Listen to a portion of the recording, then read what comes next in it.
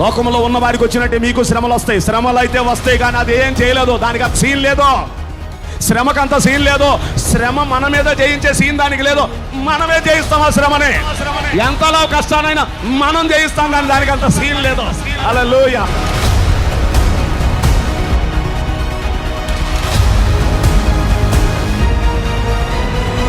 అంటున్నాను, కష్టంలో ఆపత్కాలంలో ఆదుకోదగిన సహాయకుడు ఆయన ఒక్కడేనండి. ఆయన ఒక్కడే. హల్లెలూయా. Audio Jungle.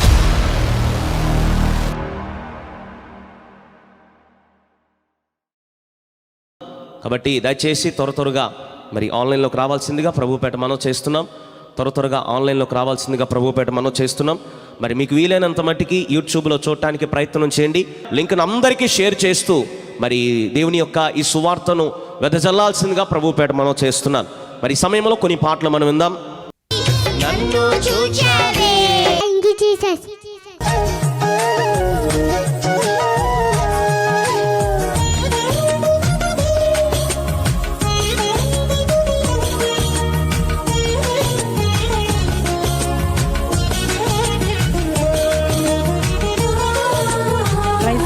అందరం చప్పట్లు కొట్టు దేవుని నీవు లేని చోటిది యేసయ్యా, నే దాగి క్షణముండలేనయ్యా. నీవు చూడని స్థలమేది యేసయ్యా, కనుమరుగని నుండలేనయ్యా. నీవు లేని చోటిది యేసయ్యా, నీ దాగి క్షణముండలేనయ్యా. నీవు చూడని స్థలమీది యేసయ్యా, కనుమరుగై నేనుండలేనయ్యా. మనవేది యేసయ్యా, నీవు తీర్చని బాధ ఏది యేసయ్యా, నీవు వినని మనవేది యేసయ్యా, నీవు తీర్చని బాధ ఏది యేసయ్యా. నీవుంటే నా వెంట అది చాలయ్యా, నీవుంటే నా వెంట అది చాలయ్యా, నీవుంటే నా వెంట అది చాలయ్యా, నీవుంటే నా వెంట అది చాలయ్యా.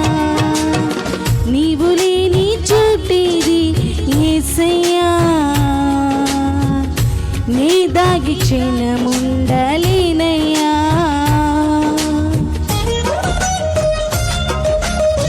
Praise the Lord. హల్లెలూయా. మన ప్రతి మొరను దేవుడు ఆలకిస్తాడు. చప్పట్లు కొడుతూ దేవుని మహింపద్దాం. మనం ఏ స్థితిలో ఉన్నా, ఏ పరిస్థితిలో ఉన్నా ప్రతి మొరను దేవుడు ఆలకిస్తాడు.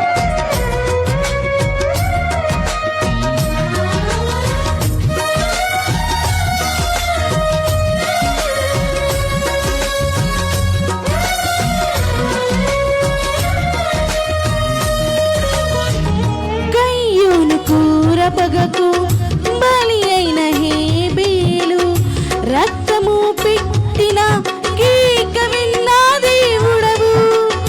అన్నల ఉమ్మడి కుట్రకు గురి అయిన యోసేపు, మరణ ఘోష గోతి నుండి విన్న దేవుడవు.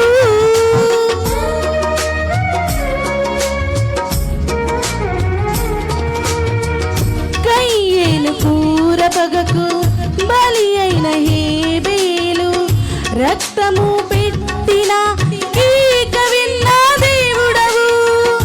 అన్నల ఉమ్మడి కుట్రకు గురి అయిన యోసేపును, మరణ ఘోష గోతి నుండి విన్న దేవుడవు. చెవియొక్కి నా మొరను యేసయ్యా నీవు వినకుంటే నే బ్రతుకలేనయ్యా. చెవియొక్కి నా మొరను యేసయ్యా నీవు వినకుంటే నే బ్రతుకలేనయ్యా. నీవుంటే నా వెంట అది చాలు.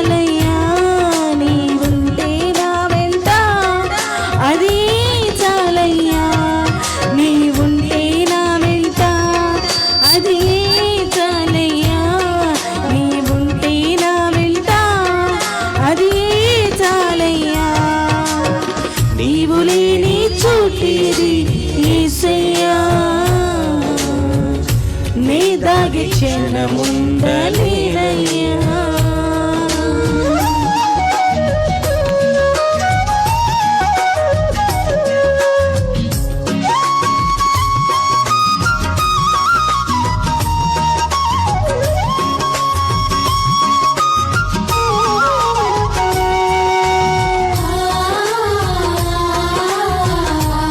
చప్పట్లు కొడతాం.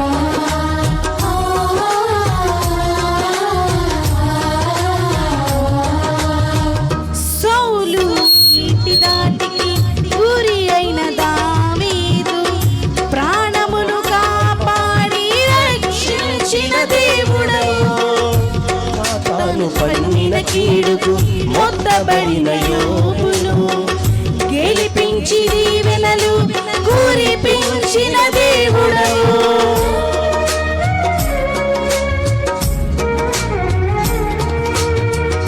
సౌలు ఈటి దాటికి గురి అయిన దావీదు ప్రాణమును కాపాడి రక్షించిన దేవుడవు. సాతాను పన్నిన కీడుకు మొత్తబడిన యోబును గెలిపించి దీవెనలు కురిపించిన దేవుడవు. నీ తోడు నీ నీడ యేసయ్యా నాకు లేకుంటే నే జీవించలేనయ్యా.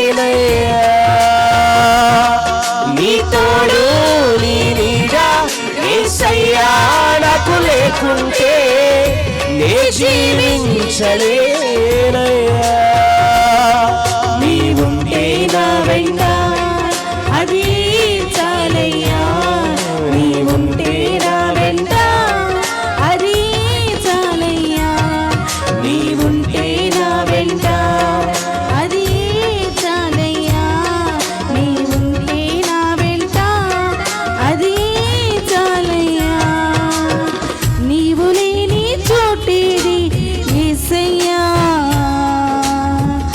నే దాగి క్షణముండలేనయ్యా. నీవు చూడని స్థలమేది యేసయ్యా. కనుమరుగై నేనుండలేనయ్యా. నీవు లేని చోటేది యేసయ్యా.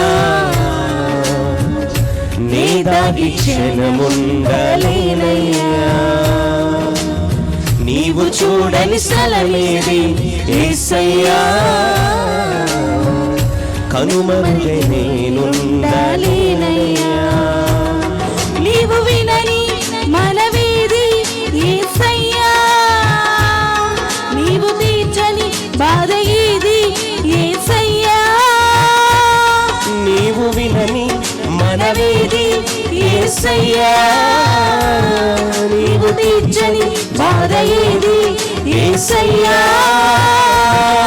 నీవుంటే నా వెంట అది చాలయ్యా. నీవుంటే నా వెంట అది చాలయ్యా. నీవుంటే నా వెంట అది చాలయ్యా. నీవుంటే నా వెంట అది చాలయ్యా. చుట్టేది యేసయ్యా. నే దాగి క్షణముండలేనయ్యా. హల్లెలూయా హల్లెలూయా హల్లెలూయా హల్లెలూయా.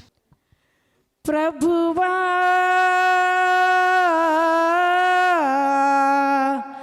కాచితివి ఇంతకాలం.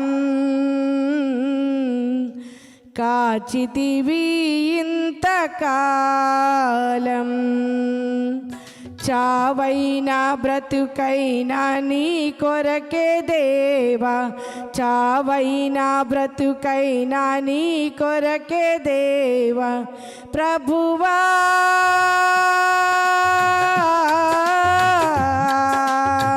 కాచితివి ఇంతకాలం.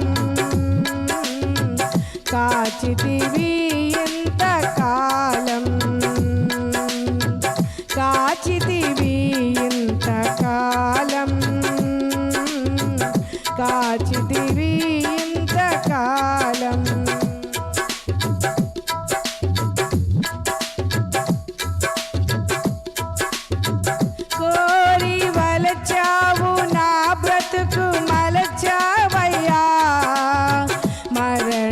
ఛాయలు అన్నిటినీ విరిచావయ్యా. కోరి వలచావు నా బ్రతుకు మలచావయ్యా. మరణ ఛాయలు అన్నిటినీ విరిచావయ్యా. నన్ను తలచావులే మరి పిలిచావులే. నన్ను తలచావులే మరి పిలిచావులే. ఆరా చేతుల్లో నన్ను చెక్కుకున్నావయ్యా. ఆరా చేతుల్లో నన్ను చెక్కుకున్నావయ్యా. ప్రభువా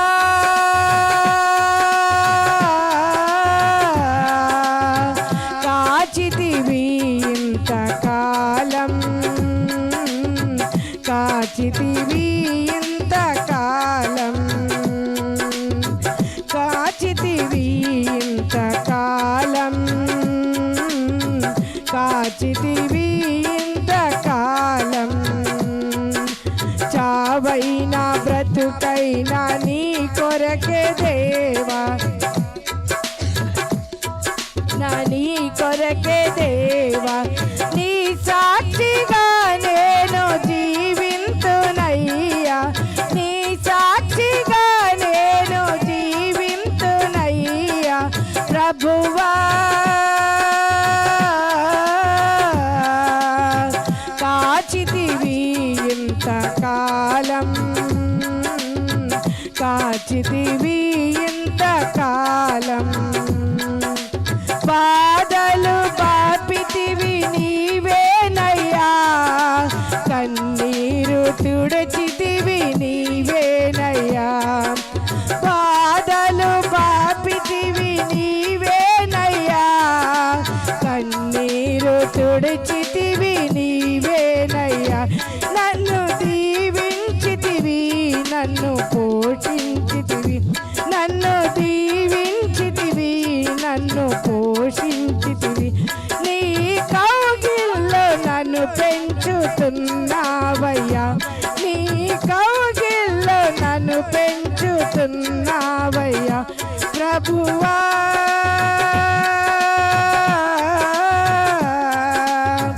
కాచితివి ఇంతకాలం. కాచితివి ఇంతకాలం. కాచితివి ఇంతకాలం. కాచితివి ఇంతకాలం. చావైనా బ్రతుకైనా నీ కొరకే దేవా. చావైనా బ్రతుకైనా నీ కొరకే దేవా. నీ సాక్షిగా నేను జీవింతునయ్యా. నీ సాక్షిగా నేను జీవింతునయ్యా. ప్రభువా కాచితివి ఇంతకాలం. కాచితివి ఇంతకాలం. కాచితివి ఇంతకాలం. కాచితివి ఇంతకాలం. హల్లెలూయా. మరొకసారి ప్రతి ఒక్క బిడ్డకు కూడా నా హృదయపూర్వక వందనాలు చెల్లిస్తున్నాను. అందరికీ వందనాలండి.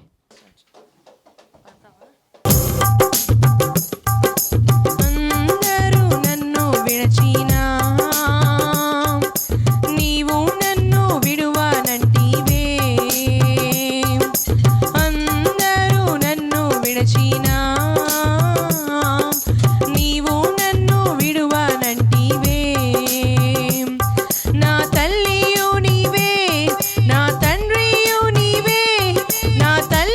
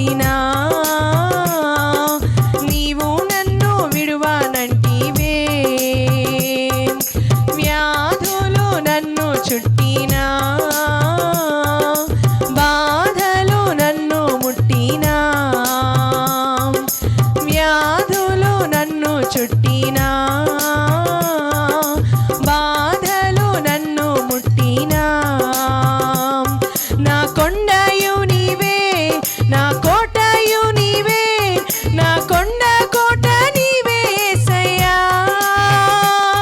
నా కొండయు నీవే, నా కోటయు నీవే, నా కొండ కోట నీవే యేసయ్యా. అందరూ నన్ను విడిచినా నీవు నన్ను విడువనంటివే. అందరూ నన్ను విడిచినా నీవు నన్ను విడువనంటివే. నేను నిన్ను నమ్ముకొంటిని, నీవు నన్ను విడువనంటివే. నేను నిన్ను నమ్ముకొంటిని, నీవు నన్ను విడువనంటివే. నా తోడుయు నీవే, నా నీడయు నీవే, నా తోడు నీడ నీవే యేసయ్యా. నా తోడుయు నీవే, నా నీడయు నీవే, నా తోడు నీడ నీవే యేసయ్యా. అందరూ నన్ను విడిచినా నీవు నన్ను విడువనంటివే. అందరూ నన్ను విడిచినా నీవు నన్ను విడువనంటివే. నా తల్లియు నీవే, నా తండ్రియు నీవే, నా తల్లి తండ్రి నీవే యేసయ్యా. నా బంధువు నీవే, నా మిత్రుడ నీవే, నా బంధు మిత్రుడ నీవే యేసయ్యా. నా కొండయు నీవే, నా కోటయు నీవే, నా కొండ కోట నీవే యేసయ్యా. నా తోడుయు నీవే, నా నీడయు నీవే, నా తోడు నీడ నీవే యేసయ్యా. అందరూ నన్ను విడిచినా నీవు నన్ను విడువనంటివే. అందరూ నన్ను విడిచినా నీవు నన్ను విడువనంటివే. Praise the Lord. హల్లెలూయా. ఆమేన్.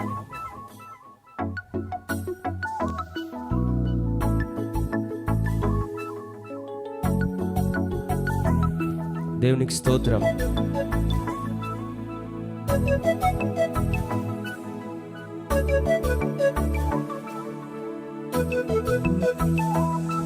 అందరూ చప్పట్లు కొడుతూ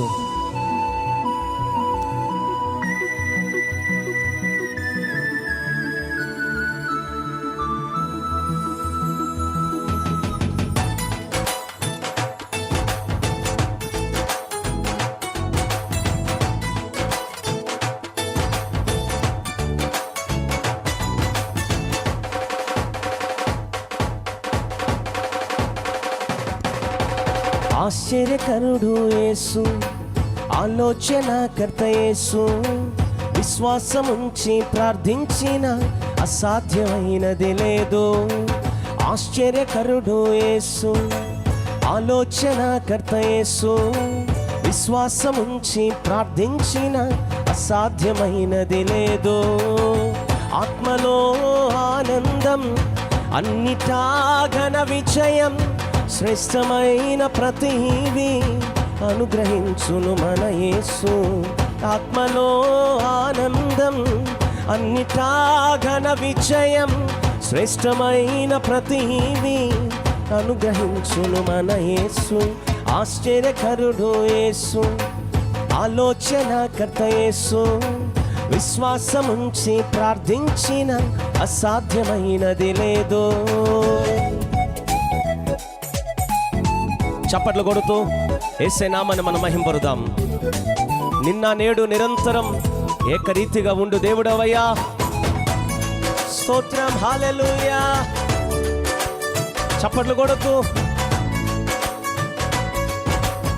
దేవునికి స్తోత్రం. హల్లెలూయా.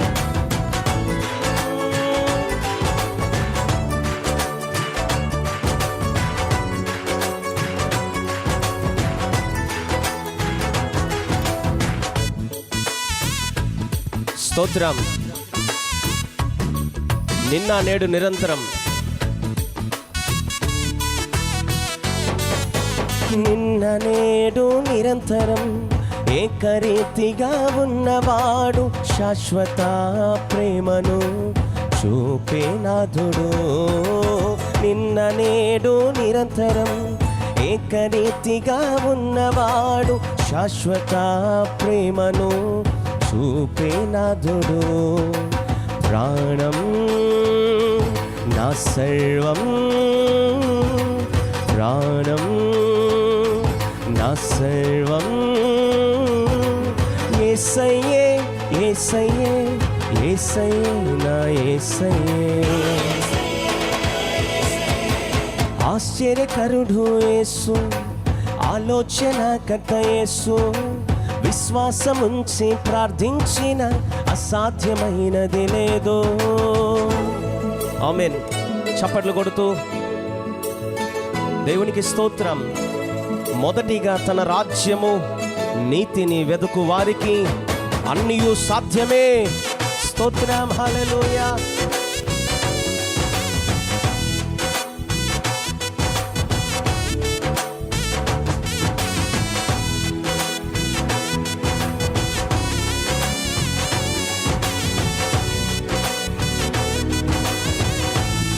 స్తోత్రం. అందరూ చప్పట్లు కొడుతూ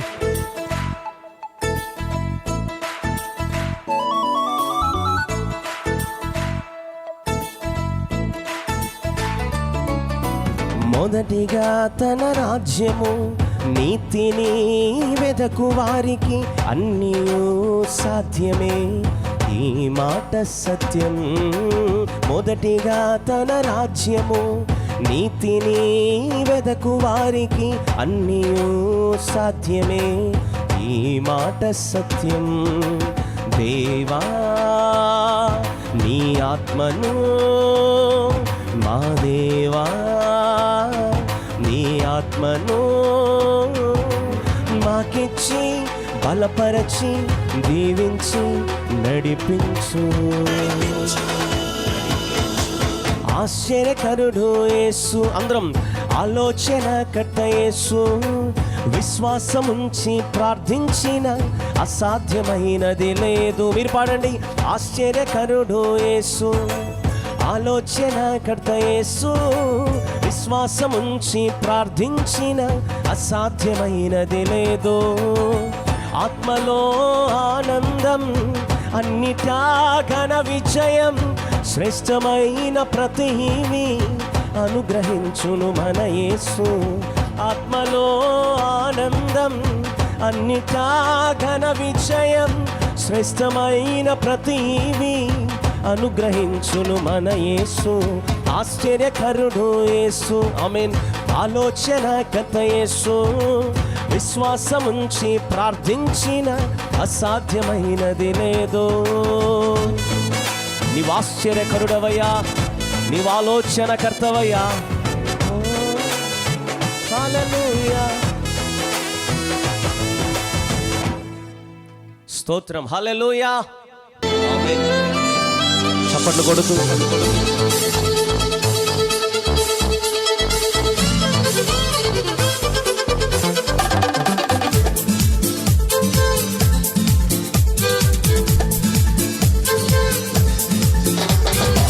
స్తుతికి పాత్రుడ యేసయ్య, నా స్వాస్య భాగము నీవయ్యా.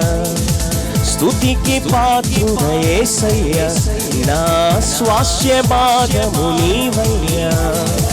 పూర్ణ హృదయముతో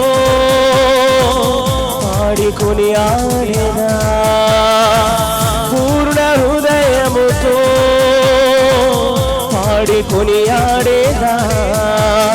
నీవే నా రక్షణ, నీవే నా స్వస్థత, నీవే నా విడుదల. పాడాలి, అందరూ పాడాలి. నీవే నా రక్షణ, నీవే నా స్వస్థత, నీవే నా విడుదల. స్తుతికి పాత్రుడ యేసయ్య, నా స్వాస్థ్య భాగము నీవయ్యా. పూర్ణ హృదయముతో పాడుకొని ఆయదా, పూర్ణ కొనియాడేదా. స్తోత్రం. చప్పట్లు కొడుతూ అందరూ చప్పట్లు కొడుతూ ప్రభుని పాడి మహింపరుదాం. పాప ఊబిలో నుండి మమ్మల్ని పైకి లేపావయ్యా, మరణ ఛాయలు తొలగించి కరుణ చూపించావయ్యా.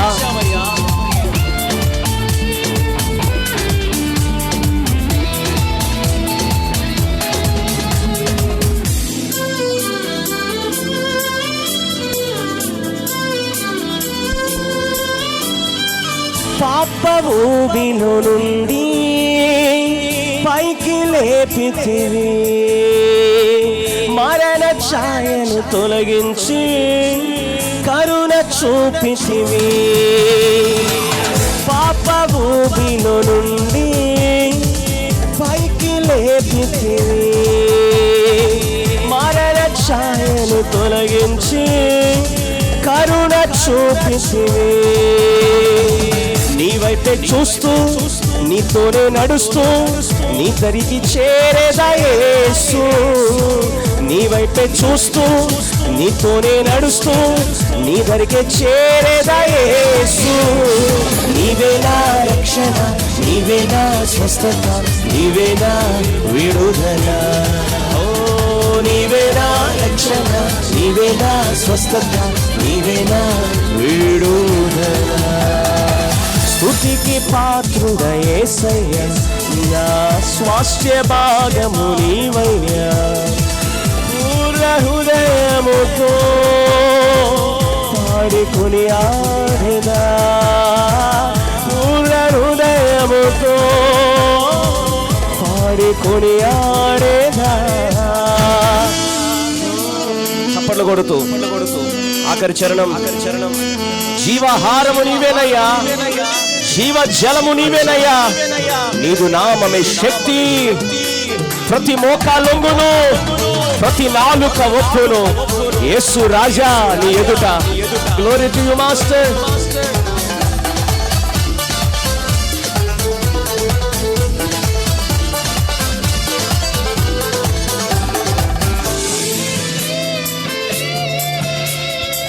స్తోత్రం. జీవహారము నీవే, జీవజలము నీవే. నీదు నామమే శక్తి, లేదు ఇలలో సాటి. జీవహారము నీవే, జీవజలము నీవే. నీదు నామమే శక్తి, లేదు ఇలలో సాటి. ప్రతి మోకాలొంగును, ప్రతి నాలుక ఒప్పును. యేసు రాజాని ఎదుట. ప్రతి మోకాలొంగును, ప్రతి నాలుక ఒప్పును. యేసు రాజాని ఎదుట. నీవే నా రక్షణ, నీవే నా స్వస్థత, నీవే నా విడుదల. నీవే నా రక్షణ, నీవే నా స్వస్థత, నీవే నా విడుదల. స్తుతికి పాత్రుడ యేసయ్య, నా స్వాస్థ్య భాగము నీవయ్యా. పూర్ణ హృదయముతో పాడి కొనియాడేదా, పూర్ణ హృదయముతో పాడి కొనియాడేదా. హల్లెలూయా. కాబట్టి దయచేసి త్వరగా మరి ఆన్లైన్లోకి రావాల్సిందిగా ప్రభుపేట మనం చేస్తున్నాం. త్వరగా ఆన్లైన్లోకి రావాల్సిందిగా ప్రభుపేట మనం చేస్తున్నాం. మరి మీకు వీలైనంత మట్టికి యూట్యూబ్లో చూడటానికి ప్రయత్నం చేయండి. లింక్ను అందరికీ షేర్ చేస్తూ మరి దేవుని యొక్క ఈ సువార్తను వెదజల్లాల్సిందిగా ప్రభుపేట మనం చేస్తున్నాను.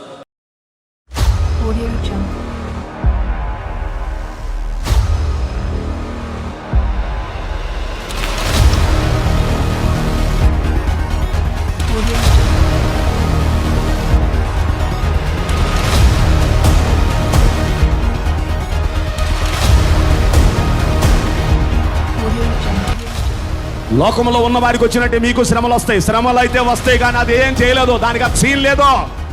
శ్రమకంత సీన్ లేదు. శ్రమ మన మీద జయించే సీన్ దానికి లేదు. మనమే జయిస్తాం ఆ శ్రమని. ఎంతలో కష్టానైనా మనం జయిస్తాం, కానీ దానికి అంత సీన్ లేదు. హల్లెలూయా.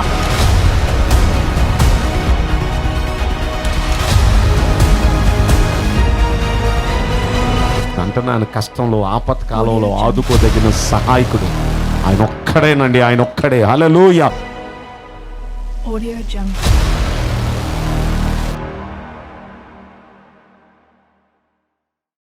కూర్చున్నామండి. దేవుని ఘనమైన నామమునకు స్తోత్రములు. ఈ మంచి సమయంలో మీ అందరితో కూడా కలిసి దేవదేవుని స్తుతించి ఆయన నామాన్ని కీర్తించే మహాభాగ్యాన్ని మహాదేవుడు ప్రేమించి అనుగ్రహించినందులకు ప్రభుని స్తోత్రిస్తున్నాను. మరి ఎంతో ఆసక్తితో ఈ లైవ్ వీక్షిస్తున్న మీకు అందరికీ మన ప్రభును ప్రియరక్షకుడైన యేసుక్రీస్తు నామములో శుభములు, మా హృదయపూర్వక వందనాలు మీ అందరికీ తెలియపరుస్తున్నాను. కొద్ది నిమిషాలు దేవుని వాక్యాన్ని మనం ధ్యానం చేసుకుందాం. చూడండి, పరిశుద్ధ గ్రంథాలు ఉన్నవారు మీ గ్రంథాలు తెరిచి అపోస్తులుడైన పౌలు గారు హెబ్రీయులకు రాసిన పత్రిక 11వ అధ్యాయము 7వ వచనం మనం చదువుకుందామా? విశ్వాసమును బట్టి నోవహు అది వరకు చూడని సంగతులను గూర్చి దేవుని చేత హెచ్చరింపబడి భయభక్తులు గలవాడై తన ఇంటి వారి రక్షణ కొరకు ఒక ఓడను సిద్ధం చేశాను. అందువలన అతడు లోకము మీద నేరస్థాపన చేసి విశ్వాసమును బట్టి కలుగు నీతికి వారసుడాయను. చదువుబడిన లేఖనం మనందరి వినికిడిలో ఆశీర్వాదకరంగా ప్రభు పంచి ఇచ్చునుగాక. ఆమేన్. దేవుని వాక్యాన్ని కొద్ది నిమిషాలు మనం ధ్యానం చేసుకుందాం. ఈ హెబ్రీయులకు రాసిన పత్రికలో ఈ 11వ అధ్యాయంలో అపోస్తలుడైన పౌలు గారు విశ్వాస వీరుల జాబితాను అక్కడ ఉంచాడండి. విశ్వాస వీరులు వీళ్ళంతా. ఇందులో పొందుపరచబడిన ప్రతి మాట మనం చూస్తే వీళ్ళంతా విశ్వాస వీరులే. చూడండి, ఒక్కొక్క లిస్ట్ అవుట్ చేశాడు. అక్కడ హేబేల్ అన్నాడు. హేబేలు తర్వాత ఇంకా మనం చూస్తే హనోకు అన్నాడు. ఆ తర్వాత మనం చూస్తే ఇదిగో ఇక్కడ నోవహు అన్నాడు. ఆ తర్వాత అబ్రహాము అన్నాడు. ఇలా మనం ఆలోచిస్తే ఈ వాగ్దానాన్ని పొందిన ఈ వారసులందరినీ అలా లిస్ట్ అవుట్ చేసుకుంటూ వచ్చాడండి. ఒకసారి మనం ఆలోచిస్తే విశ్వాస వీరులు వీళ్ళంతా. వీరులు ఎందుకు వారు విశ్వాస వీరులు అనిపించుకున్నారు? ఈ రోజున మనం నోవహును గురించి మనం ధ్యానం చేసుకుంటూ అతడు ఎందుకు విశ్వాస వీరుడు అనిపించుకున్నాడో కాసేపు మనం దేవుని వాక్యంలో మనం నేర్చుకుందాం. మొదటి మాట మనం పరిశీలిస్తే ఈ నోవహు అతడిలో కొన్ని మంచి లక్షణాలు ఈరోజు మనం ధ్యానం చేసుకుందామండి. నోవహును గురించి మనం పరిశీలిస్తే విశ్వాసం కలిగిన వాడు. ఇతడు ఒక విశ్వాస వీరుడు. ఎందుకు విశ్వాస వీరుడు? అక్కడ మనం చూస్తే 7వ వచనంలో చూడండి, విశ్వాసమును బట్టి నోవహు అది వరకు చూడని సంగతులను గూర్చి దేవుని చేత హెచ్చరింపబడి భయభక్తులు గలవాడై తన ఇంటి వారి రక్షణ కొరకు ఒక ఓడను సిద్ధం చేసెను. అంటే నోవహును గురించి ఎందుకు విశ్వాస వీరుడు అన్నానంటే, అది వరకెన్నడూ చూడని సంగతులను గురించి దేవుడు తనను హెచ్చరిస్తే ఆ హెచ్చరికను నమ్మి నడిచాడండి. దానికి తగినట్టుగా తను చెల్లించాడు, రియాక్ట్ అయ్యాడండి. అది వరకు ఎన్నడైనా జరిగితే దానికి రియాక్షన్ అవటం అనేది ఇంతకు ముందు జరిగింది, ఇలా జరిగింది, ఇంత విపత్తు జరిగింది, అమ్మో మనం జాగ్రత్త పడాలి అని మనం జాగ్రత్త పడ్డామంటే ఇంతకుముందు మనకు ఆల్రెడీ ఒక ఎగ్జాంపుల్ ఉంది. కానీ ఆ రోజున ఆయనకి అలాంటి ఎగ్జాంపుల్ లేదండి. అది వరకు చూడని సంగతులను దేవుడు చెప్పాడు. దేవుడు హెచ్చరించాడు, ఇదిగో ఇలా రాబోతుంది ప్రళయం, 40 రోజులు భయంకరమైన ప్రళయం మరి భూమి మీదకి రాబోతుంది, ప్రచండమైన నీటితో ఈ ప్రపంచమంతా సర్వనాశనం అయిపోబోతుంది అని చెప్పినప్పుడు అసలు అప్పటి వరకు వర్షం అంటే ఎలా ఉంటుందో కూడా తెలియదంట. వర్షం అంటే తెలియని వానికి ప్రపంచం ప్రళయంతో నాశనం కాబోతుందంటే దేవుడు చెప్పాడు, ఈయన నమ్మాడు. అంతే, దేవుడు చెప్పాడు, ఈయన నమ్మాడు. అంతవరకు ఇదివరకు ఎప్పుడు చూడని సంగతులు దేవుడు హెచ్చరిస్తే దేవుని హెచ్చరికకు ఆయన రియాక్ట్ అయ్యాడని నమ్మాడు. నమ్మి తగినట్టుగా సిద్ధపడ్డాడు. తన ఇంటి వారందరి కోసం ఒక ఓడను సిద్ధం చేశాడండి. అంటే దేవుని హెచ్చరికను అంతకు ముందెన్నడూ దానికి బేస్ లేకపోయినా, ఆధారం లేకపోయినా నమ్మాడు. అంతే, ఆధారం లేని సమయంలో నమ్మాడు. ఇలా మనం ఆలోచిస్తే అబ్రహామును శారాల గురించి మనం పరిశీలిస్తే వాళ్ళకి అప్పటికే 75 సంవత్సరాల వయసు ఉంది. 75 సంవత్సరాల వయసు వచ్చినప్పుడు అప్పటి వరకు పిల్లలు లేరు. నేను చెప్పినట్టుగా మీరు చేస్తే, మీకు నేను ఒక్కసారి ఆకాశం వైపు చూడండి, నక్షత్రాలు లెక్కేయండి అన్నాడు. లెక్కేస్తూ నా వల్ల కావట్లేదయ్యా అన్నాడు. లెక్క పెట్టలేనంత సంతానాన్ని మీకు నేను ఇవ్వబోతున్నాను. ఇంకో రోజు పిలిచాడు, ఇసుక రేణువులు మీరు లెక్కేయండి అన్నాడు. ఆ ఇసుక రేణువులు గుప్పెడు తీసుకుని ఆ గుప్పెల్లో ఉన్న ఇసుక రేణువులు లెక్కేయడానికి తన వల్ల కాలేదు. అలాంటి పరిస్థితుల్లో అలాంటి సంతానాన్ని మీకు నేను ఇవ్వబోతున్నాను అన్నాడు అబ్రహామును పిలిచినప్పుడు. అయితే 75 సంవత్సరాల వయసు అప్పుడు పిలిచాడు. 75 సంవత్సరాల వయసులో కొద్ది గొప్ప హోప్ ఉంది వాళ్ళకి పిల్లలు కలుగుతారని, ఎందుకంటే వాళ్ళు మంచి ఆరోగ్యవంతులుగా ఉంటారు కాబట్టి. అయితే ఈయనకి 80 ఏళ్ళైనా ఇంకా పిల్లలు లేరు, 85 ఏళ్ళైనా ఇంకా పిల్లలు లేరు, 90 ఏళ్ళైనా ఇంకా పిల్లలు లేరు. ఇక ఆయనకు ఒకటి వచ్చేసింది, ఇక నాకు పిల్లలు కలగర్రే, ఎందుకంటే నా భార్యకు స్త్రీ ధర్మాలన్నీ ఆగిపోయినాయి, ఆమె వృద్ధురాలు అయిపోయింది, నేను వృద్ధుడిని అయిపోయాను, ఇంత వృద్ధులమైన మాకు పిల్లలు కలుగుతారా, ఇక మాకు పిల్లలు కలగలే అని అనేసుకోలేదు. ఎందుకంటే పిలిచిన దేవుడు నమ్మదగిన దేవుడు, తనను పిలిచిన దేవుడు, వాగ్దానం చేసిన దేవుడు నమ్మదగిన దేవుడు, ఆయన చేస్తాడు అని ఒక నమ్మకంతో. ఏమన్నా అంతకుముందు ఎవరికైనా చేశాడా? లేనే లేదు. అంతకుముందు వృద్ధాప్యంలో ఎవరికైనా దేవుడు సంతానం ఇచ్చాడా? అదే ఫస్ట్. అంతకుముందు ఏమీ లేవు అలాంటి ఆధారాలు. అంతకుముందు ఆధారాలు లేనప్పుడు దేవుడు చేస్తానన్నాడు, అది నమ్మాడు అంతే. ఆయనకి 99 సంవత్సరాల వయసు వచ్చింది, తన భార్యకి 89 సంవత్సరాల వయసు వచ్చింది. ఇంత వృద్ధాప్యంలో ఉన్న దేవుడు అన్నాడు, వచ్చే రోజుకి మీ ఇంటికి వస్తానయ్యా నేను. ఇది 99 ఏళ్ళప్పుడు కొంచెం వెక్కసమయ్యాడు. అయ్యా ఇంకేముందిలే, ఏముంటే ఏముంది, నాకు పిల్లలు లేరు కదా, అది వాడి కొడుకు నేను దత్తత తీసుకుంటానులే అనుకుంటూ ఉండగా దేవుడు మళ్ళీ ప్రత్యక్షమై అన్నాడు, వచ్చే రోజుకి నీ ఒళ్ళో బిడ్డ ఉంటాడయ్యా, అలా దిగులు పడద్దు, వచ్చే రోజుకి నేను మళ్ళీ మీ ఇంటికి వస్తాను, ఆ రోజున మీ ఒళ్ళో బిడ్డ ఉంటాడు, ఆ బిడ్డ పేరు ఇస్సాకయ్యా, వాడు పుట్టినందుకు నవ్వుతారయ్యా, మీరు ఆనందంగా ఉంటారయ్యా అనేటప్పటికీ దేవుడు చెప్పిన మాటకు 99 ఏళ్ల వయసులో వాళ్ళ భార్య 89 సంవత్సరాల వయసు, ఇద్దరు కడు వృద్ధులు, భార్యకు స్త్రీ ధర్మాలన్నీ ఆగిపోయినాయి ఎప్పుడో. మరి ఇలాంటి పరిస్థితుల్లో అవకాశమే లేదు. వాళ్ళంతకు ముందు పోని ఎవరికైనా జరిగింది అనడానికి ఏ ఆధారాలు లేవు, ఏ ఎగ్జాంపుల్స్ లేవు. అలాంటి సమయంలో అబ్రహాము శారా వాళ్ళిద్దరూ నమ్మారండి. విశ్వాసం వలన బలము పొందారు. దేవుడు వాగ్దానం చేసిన దాన్ని నెరవేర్చుటకు సమర్థుడు, శక్తివంతుడని రూఢిగా నమ్మారు కాబట్టి విశ్వాసం వల్ల బలము పొందారండి వాళ్ళు. ఒక్కసారి మనం ఆలోచిస్తే ఆమెకు చక్కగా ప్రెగ్నెన్సీ వచ్చింది, ఫ్రీ డెలివరీలో చక్కగా ఇస్సాకును కనేసిందండి. అంటే ఒక్కసారి మనం ఆలోచిస్తే ఇస్సాకును కనేటప్పటికి అబ్రహాం గారి వయసు 100 సెంచరీ కొట్టాడు అబ్బాయి గారు, ఈ వయసు 90. అంటే ఒకసారి ఊహించండి మీరు, ఇంత వయసులో వీళ్ళకి ఎలా కలిగారు అంటే వాళ్ళ విశ్వాసం వల్ల నమ్మారండి. అందుకే వాళ్ళ విశ్వాస వీరులు అన్నారండి. మనల్ని ఏమన్నా అల్ప విశ్వాసులు అంటున్నారు మనల్ని. అంటే మన ముందు బోళ్ళని ఆధారాలుండి మనం నమ్మలేకపోతున్నాం. ఏ ఆధారాలు లేనప్పుడు నోవహు నమ్మాడు, దానికి తగినట్టుగా చెల్లించాడు. అబ్రహాము నమ్మాడు, దానికి తగినట్టుగా చెల్లించాడు. ఇలా మనం చెప్తే దానియేలు తీసుకెళ్ళి సింహాల గుహలో వేసేశారు. అంతకుముందు సింహాల గుహలో ఎవరినైనా వేసేస్తే దేవుడు వాళ్ళని కాపాడి రక్షించాడా? లేదు, అలాంటి సాక్ష్యం లేదు. అంతకుముందు ఎవరిని సింహాల గుహలో వేయలేదు, వేసిన తర్వాత వాళ్ళు రక్షించబడ్డారని ఆధారం, సాక్ష్యాలు లేవు. సాక్ష్యాలు లేనప్పుడు వాళ్ళు నమ్మారండి, మా దేవుడు జీవం గల దేవుడు, ఈ సింహాల నోళ్లకు మేము ఆహారం అవ్వకుండా ఉండుటకు మమ్మల్ని కాపాడుటకైన సమర్థుడు, శక్తివంతుడు అని నమ్మారండి. నమ్మి ఆధారాలు లేనప్పుడు దానియేలు నమ్మాడండి. అందుకే విశ్వాస వీరుడు. షడ్రక మేషక అబేద్నెగోను తీసుకెళ్ళి అగ్నిగుండంలో వేసారండి. అగ్నిగుండంలో వేసే ముందు, అరే ఇంకొకసారి ఆలోచించుకోండిరా, మీకు అవకాశం ఇస్తున్నాను. అయ్యా మేము ఆలోచించాల్సిన అవసరం లేదు, మేము సేవిస్తున్న దేవుడు ఈ మండుచున్న వేడిమి గల అగ్ని గుండము నుండి మమ్మల్ని తప్పించి రక్షించడానికి సమర్థుడు. అంటే అంతకుముందు పోనీ ఎవరినైనా అగ్నిగుండంలో వేసేస్తే దేవుడు అలా తప్పించాడా? దేవుడు ఎవరినైనా రక్షించాడా? లేదు. ఏ సాక్ష్యాలు లేవు, ఏ ఆధారాలు లేవు. అంతకు ముందెన్నడూ జరగని సంగతులు విశ్వాసం ద్వారా వారు నమ్మారు. అందుకేనండి వీళ్ళందరినీ వీరులు అని పిలిచామండి. అది కూడా ఏ వీరులు? విశ్వాస వీరులు అని పిలిచామండి. విశ్వాస వీరులు అని పిలువబట్టడానికి కారణం, అంతకుముందు ఏ ఆధారం లేదు, సాక్ష్యం లేదు, వీళ్ళు కాపాడబడతారనే అవకాశం లేదు.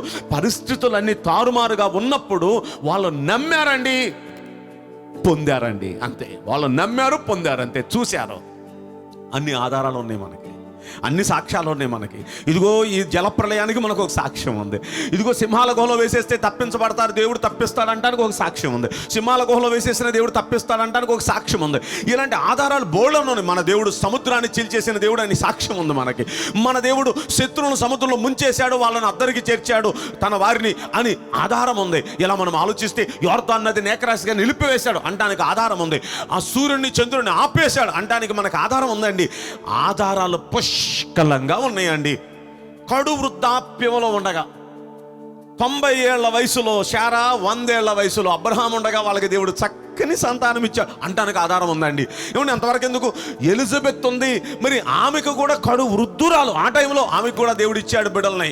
దేవుడు తలుచుకుంటే అసలు పురుషుని సహాయం లేకుండానే ఆయన కన్యక గర్భాన్ని ఆయన ఇవ్వగలడు. అంటే ఇలాంటి అన్నిటికీ మనకు ఇప్పుడు ఆధారాలు ఉన్నాయండి. ఆధారాలుండి ఇదిగో పలానాసారి జరగలేదు, ఇదిగో పలానా చోట జరగల, ఇదిగో పలానా చోట జరగల, ఇదిగో పలానా చోట జరగల, నీ జీవితంలో కూడా జరిగిద్దంటే ఇన్ని ఆధారాలు ఉన్నా సరే మనకు నమ్మకం కుదరట్లా. ఏ ఆధారాలు లేనప్పుడు వాళ్ళని నమ్మారండి. అందుకే వాళ్ళ విశ్వాస వీరులు. ఈరోజు ఈ వాక్యం వింటున్న ప్రియ దేవుని బిడ్డలారా, మనం కూడా విశ్వాస వీరుల జాబితాలోకి మనం వెళ్ళాలండి. నోవహును గురించి మనం పరిశీలిస్తే, నోవహు ఆయన అంట ఆ కింద చూడండి, ఈ లోకము మీద నేరస్థాపన చేస్తాడంటే రేపొద్దున్న లోకం మీద నేరస్థాపన చేస్తాడంటే. ఏమని నేరస్థాపన చేస్తాడు? అరే ఏం ఆధారాలు లేనప్పుడు నేను నమ్మాను, అన్ని ఆధారాలు మీకు ఉన్నాయి, సాక్ష్యాలు ఉన్నాయి, ఉదాహరణలు ఉన్నాయి, నమ్మరారా మీరు అంటూ రేపొద్దున మనం అక్కడ తీర్పు దినాన్ని అక్కడికి వెళ్ళినప్పుడు నమ్మని ఈ తరాన్ని చూపిస్తూ, ఏలుబెట్టి చూపిస్తూ, ఏ సాక్ష్యం ఆధారం లేనప్పుడు నేను నమ్మాను, దేవుడు చెప్పాడు నేను నమ్మాను, మీకు ఎన్నో ఆధారాలు ఉన్నాయి, ఎన్నో జరిగినాయి, మీరెందుకు నమ్మలేదు, ఎందుకు మీరు ఉగ్రత పాలయ్యారు అంటూ ఆ నోవహు ఈ తరం వారి మీద నేరస్థాపన చేస్తాడంట, అలా నేరారోపణ చేస్తాడంట. ఒక్కసారి ఆలోచించండి. సరే, ఇంకా కొంచెం మనం ముందుకు వెళదాం. ఈయన విశ్వాసం గలవాడు, విశ్వాస వీరుడు అని మనం తెలుసుకున్నాం. ఈ వాక్యం వింటున్న మీరు కూడా అంతకుముందు ఏదో జరిగితే మనం నమ్మటం అనేది కూడా కాదు, ఏదైనా చేయగల దేవుడు మన దేవుడు. నిన్న మనం తెలుసుకున్నాం కదా, నమ్మటం మన వల్ల అయితే మన దేవునికంటూ అసాధ్యమైనది ఏది లేదు. ఈ స్క్రీన్ ముందు కూర్చున్న మీ జీవితాల్లో గొప్ప గొప్ప కార్యాలు చేయబోతున్నాడండి దేవుడు, అద్భుత కార్యాలు చేయబోతున్నాడండి. అయితే నమ్మటం మీ వల్ల అయిద్దా? మీరు నమ్మగలిగితేనే కార్యాలు చూస్తారు. ఇదిగో ఈయన నమ్మాడు, ఇలాంటి కార్యం చూశాడండి. సరిగ్గా రెండో పాయింట్కి నేను వెళుతున్నాను. ఈయన దగ్గర మనం నేర్చుకోవాల్సిన సబ్జెక్ట్ చాలా ఉంది. నోవహు గారి దగ్గర నుండి కొన్ని విషయాలు మనం నేర్చుకొని అలాగా మనం కూడా తయారవుదామండి లాక్డౌన్ టైంలో. రెండో మాట మనం చూస్తే అక్కడే మనం చూస్తాం చూడండి, అది వరకు చూడని సంగతులను గూర్చి దేవుని చేత హెచ్చరింపబడి భయభక్తులు గలవాడై అనే మాట మనం చూస్తాం. ఏంటనేది ఎలాంటి పరిస్థితి? భయభక్తులు కలిగి జీవించాడు అతను. భయభక్తులు కలిగి అంటే దేవునికి భయపడుతూ మంచి భక్తి చేస్తూ ఉన్నాడు. అంతకుముందు అలా భయపడుతూ భక్తి చేసే తరం కాదది, దుష్ట తరంలో ఉన్నాడండి ఆయన. ఏమండి, నోవహుతో ఉన్న వాళ్ళందరూ ఎలాంటి తరమో చెప్పనా?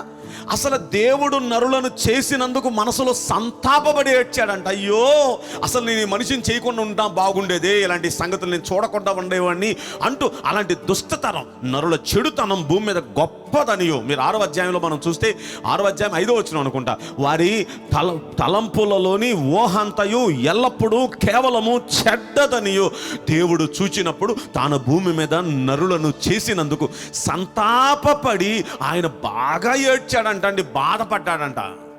ఇది ఎందుకు చేశానా నేను అని అని ఒకసారి ఆలోచించండి.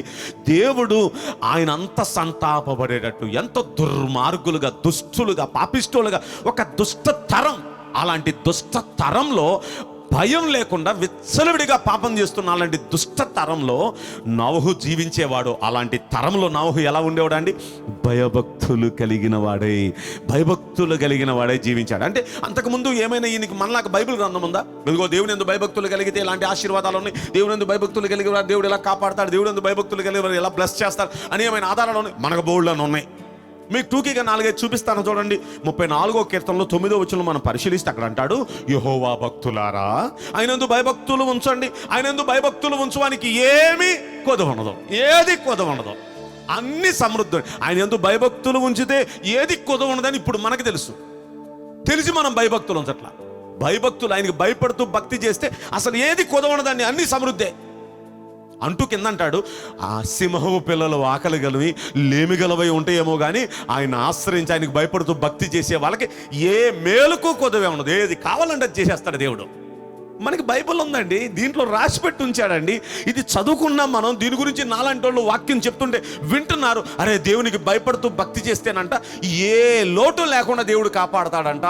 సింహానికైనా అడవిలో సింహం రాజబిడలకైనా లోటు ఉంటుందేమో కానీ దేవుని నమ్ముకున్న వాళ్ళకి లోటు ఉండదంట.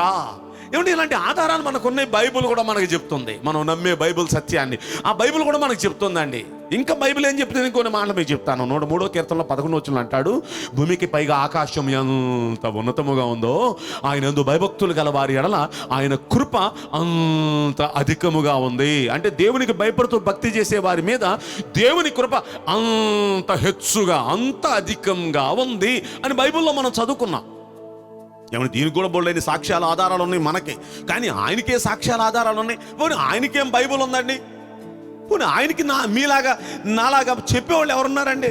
ఎవరు చెప్పలేదు, ఏమీ లేదు. అయినను ఆయనకి చెప్పేవాళ్ళు ఎవరు లేకపోయినా, ఏ బైబిల్ ఏది లేఖనాల ఆధారం లేకపోయినా ఆయన భయభక్తులు కలిగి ఉన్నాడండి, చాలా భయభక్తులు కలిగి ఉన్నాడు. ఇంకా మనం చూస్తే మనకి ఇంకెన్ని ఆధారాలు ఉన్నాయి చూడండి.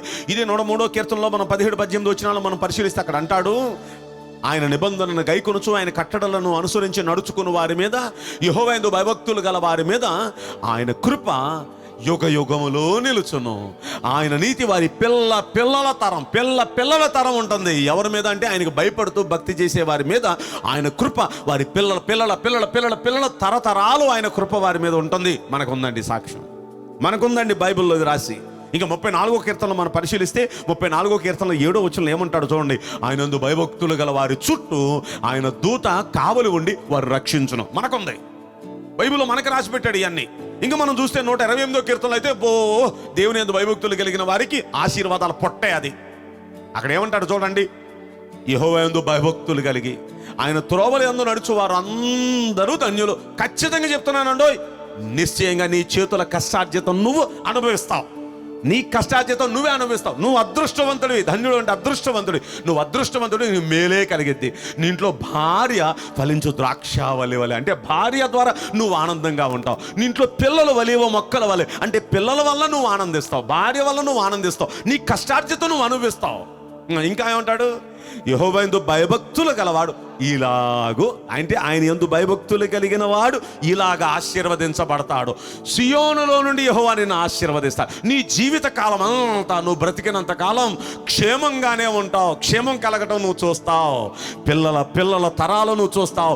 ఎప్పుడు ఆయన సమాధానం మీ మీద ఉంటుంది. ఎన్ని ఆశీర్వాదం! ఎవరికంటే ఆయనకు భయపడుతూ భక్తి చేసేవారికి. ఫస్ట్ లైన్లోనే పెట్టాడు కదా, ఆయనకు భయపడుతూ భక్తి చేసేవారికి వారి భార్య వల్ల, వారి పిల్లల వల్ల, అంత మాత్రమే కాదు కష్టార్జితం వారు అనుభవిస్తూ, ఎన్ని ఆశీర్వాదాలు, మనకి ఇన్ని ఉన్నాయండి రాసి పెట్టి.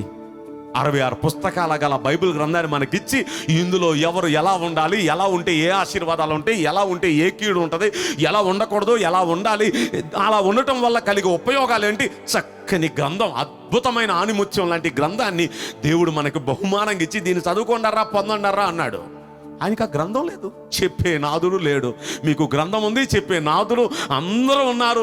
అయితే ఇలాంటి పరిస్థితుల్లో మనం ఇప్పుడు భక్తి లేదు. దేవుని నమ్ముకొని కూడా, దేవుని గుడికి వెళుతూ వస్తూ కూడా దేవునికి భయపడక, దేవునికి సరైన విధంగా భక్తి చేయక ఉన్న తరం మనం. ఆలోచించండి ఒక్కసారి, మనం ఆలోచిస్తే ఈ రోజున మనల్ని మనం సరి చేసుకుందాం. అక్కడ చూడండి, నోవహు అతడు విశ్వాస వీరుడిగా జీవించాడు. కారణం, అది వరకు ఎన్నడూ అతడు చూడని వినని సంగతులు దేవుడు చెప్తే అది నిజమని నమ్మాడు. దానికి తగినట్టుగా తను సిద్ధపడ్డాడు, తన కుటుంబాన్ని సిద్ధపరిచాడు. రెండవది, దేవునికి భయపడుతూ భక్తి చేశాడు. ఎవ్వరూ అంతకుముందు అలా చేసిన వాళ్ళు లేరు. ఆయనకి బైబిల్ గ్రంథం కూడా అలా లేదు. ఆయన ఉన్న తరం అది దుష్టతరం, భయంకరమైన పాపాలు చేస్తున్న ఆ తరంలో ఆయన దేవునికి భయపడుతూ భక్తి చేశాడు. ఇంకా మనం చూస్తే అక్కడ ఇంకో మాట అంటాడు చూడండి, ఏముండే భయభక్తులు గలవాడై. ఒకటి, అది వరకు చూడని సంగతుల గురించి దేవుని చేత హెచ్చరించబడ్డాడు. రెండవది, భయభక్తులు గలవాడై ఉన్నాడు. ఇక మూడవది ఏంటి చూడండి, తన ఇంటి వారి రక్షణ కొరకు ఒక ఓడ సిద్ధం చేసెను. అంటే తన ఇంటి వారందరి రక్షణ కోసం సిద్ధం చేస్తున్నాడు. తను రక్షించబడాలి, తన ఇంటి వారందరూ కూడా రక్షించబడాలి. ఇంటి వాళ్ళందరినీ కాపాడుకున్నాడండి.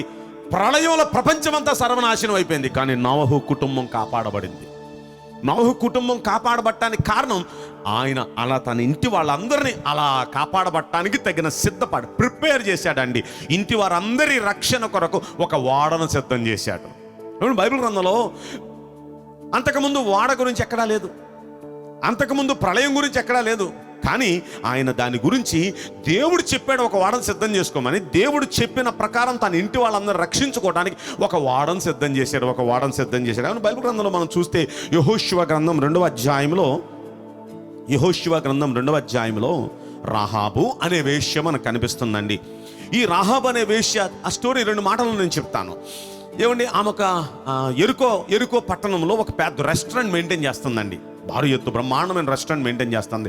ఆమె ఏంటంటే ఒక విధంగా చెప్పాలంటే ఒక బ్రోతల్ హౌస్ నడిపిస్తుందా అన్న టైప్లో ఆమె పెద్ద బ్రోత. అయితే ఆ టైంలో అక్కడికి వచ్చే వాళ్ళందరికీ A to Z అన్ని సౌకర్యాలు అనమాట. ఫుడ్, బెడ్, గిడ్డు, ఎవ్రీథింగ్ అనమాట. అలాంటి పెద్ద రెస్టారెంట్ ఆమె ఏర్పాటు చేసి ఆ రెస్టారెంట్లో వచ్చిన వాళ్ళందరికీ మంచి ఫుడ్, మంచి విలాసవంతమైన పరిస్థితులన్నీ కల్పించింది. ఎవడొచ్చినా సిటీకి అక్కడికి వెళ్ళాల్సిందే. అలా డిజైన్ చేసింది ఆ హోటల్ని, ఆ రెస్టారెంట్ని. అయితే 2 వేగులు వారు వెళ్ళారండి. టిఫిన్ ఎక్కడ బాగుంటుంది అని అడిగారు. ఇది పలానా హోటల్ సూపర్ ఉంటుంది టిఫిన్. సరే ఆ ప్రాంతానికి వెళ్ళారండి. అక్కడ ఆర్డర్ ఇచ్చి ఈ లోపల వీళ్ళు అది వచ్చే లోపు, ఎందుకంటే పెద్ద హోటల్కు కొంచెం టైం పట్టింది కదా, వచ్చే లోపు వీళ్ళు ఏం చేస్తున్నారంటే ఎదురు కూర్చొని వాళ్ళ దేవుని గొప్పతనాన్ని గురించి మాట్లాడుకున్నారు. అరే, ఎర్ర సముద్రాన్ని ఎలా పాయలుగా చీల్చాడ్రా మన దేవుడు, ఆ ఎర్ర సముద్రంలో నుండి మన దేవుని ప్రజల్ని ఎలా అద్దరికి చేర్చాడ్రా, అదే విధంగా వచ్చేస్తున్న వాళ్ళందరినీ ఆ సముద్రంలో దేవుడు ఎలా ముంచేశాడ్రా, అది మాత్రమే కాదురా, అరే బండ నుండి దేవుడు ఎలా నీరు పుట్టించాడ్రా, ఆకాశం నుండి దేవుడు భలే మన్నా కురిపించాడ్రా అంటూ దేవుడి సంగతులు, దేవుని గొప్పతనాల గురించి వీరిద్దరు వ్యాఖ్యానం చేసుకుంటూ ఉంటే క్యాష్ కౌంటర్లో ఉండి విందండి ఈమె. అమ్మో, ఎంత గొప్ప దేవుడా వీళ్ళ దేవుడు అని క్యాష్ కౌంటర్లో ఉన్న వింది. వినేటప్పటికి ఈ రూపులో చప్పుడు వినపడుతుంది. టక్ చప్పుడు వినపడింది. ఇప్పుడు చప్పుడు అన్నలారా ఒకసారి రండి అందాలే.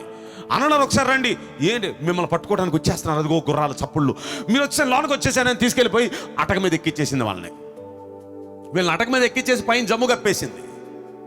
వచ్చేసి మళ్ళీ క్యాష్ కౌంటర్లో కూర్చొని ఏం తెలియనట్టు.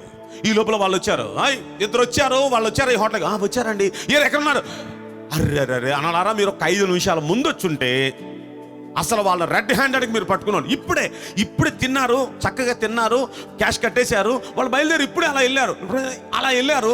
మీరు అర్జెంటుగా మీరు వెళ్తే మీకు వాళ్ళు దొరికేస్తారు అని. ఇప్పుడు చూడండి, అర్జెంటుగా బయలుదేరి వెళ్ళిపోతే దొరికిపోతారు. వీళ్ళ మొత్తానికి రోడ్డు ఎక్కిచ్చేసింది. వీళ్ళు బయలుదేరు టగచే వెళ్తా ఉన్నారు వీళ్ళు.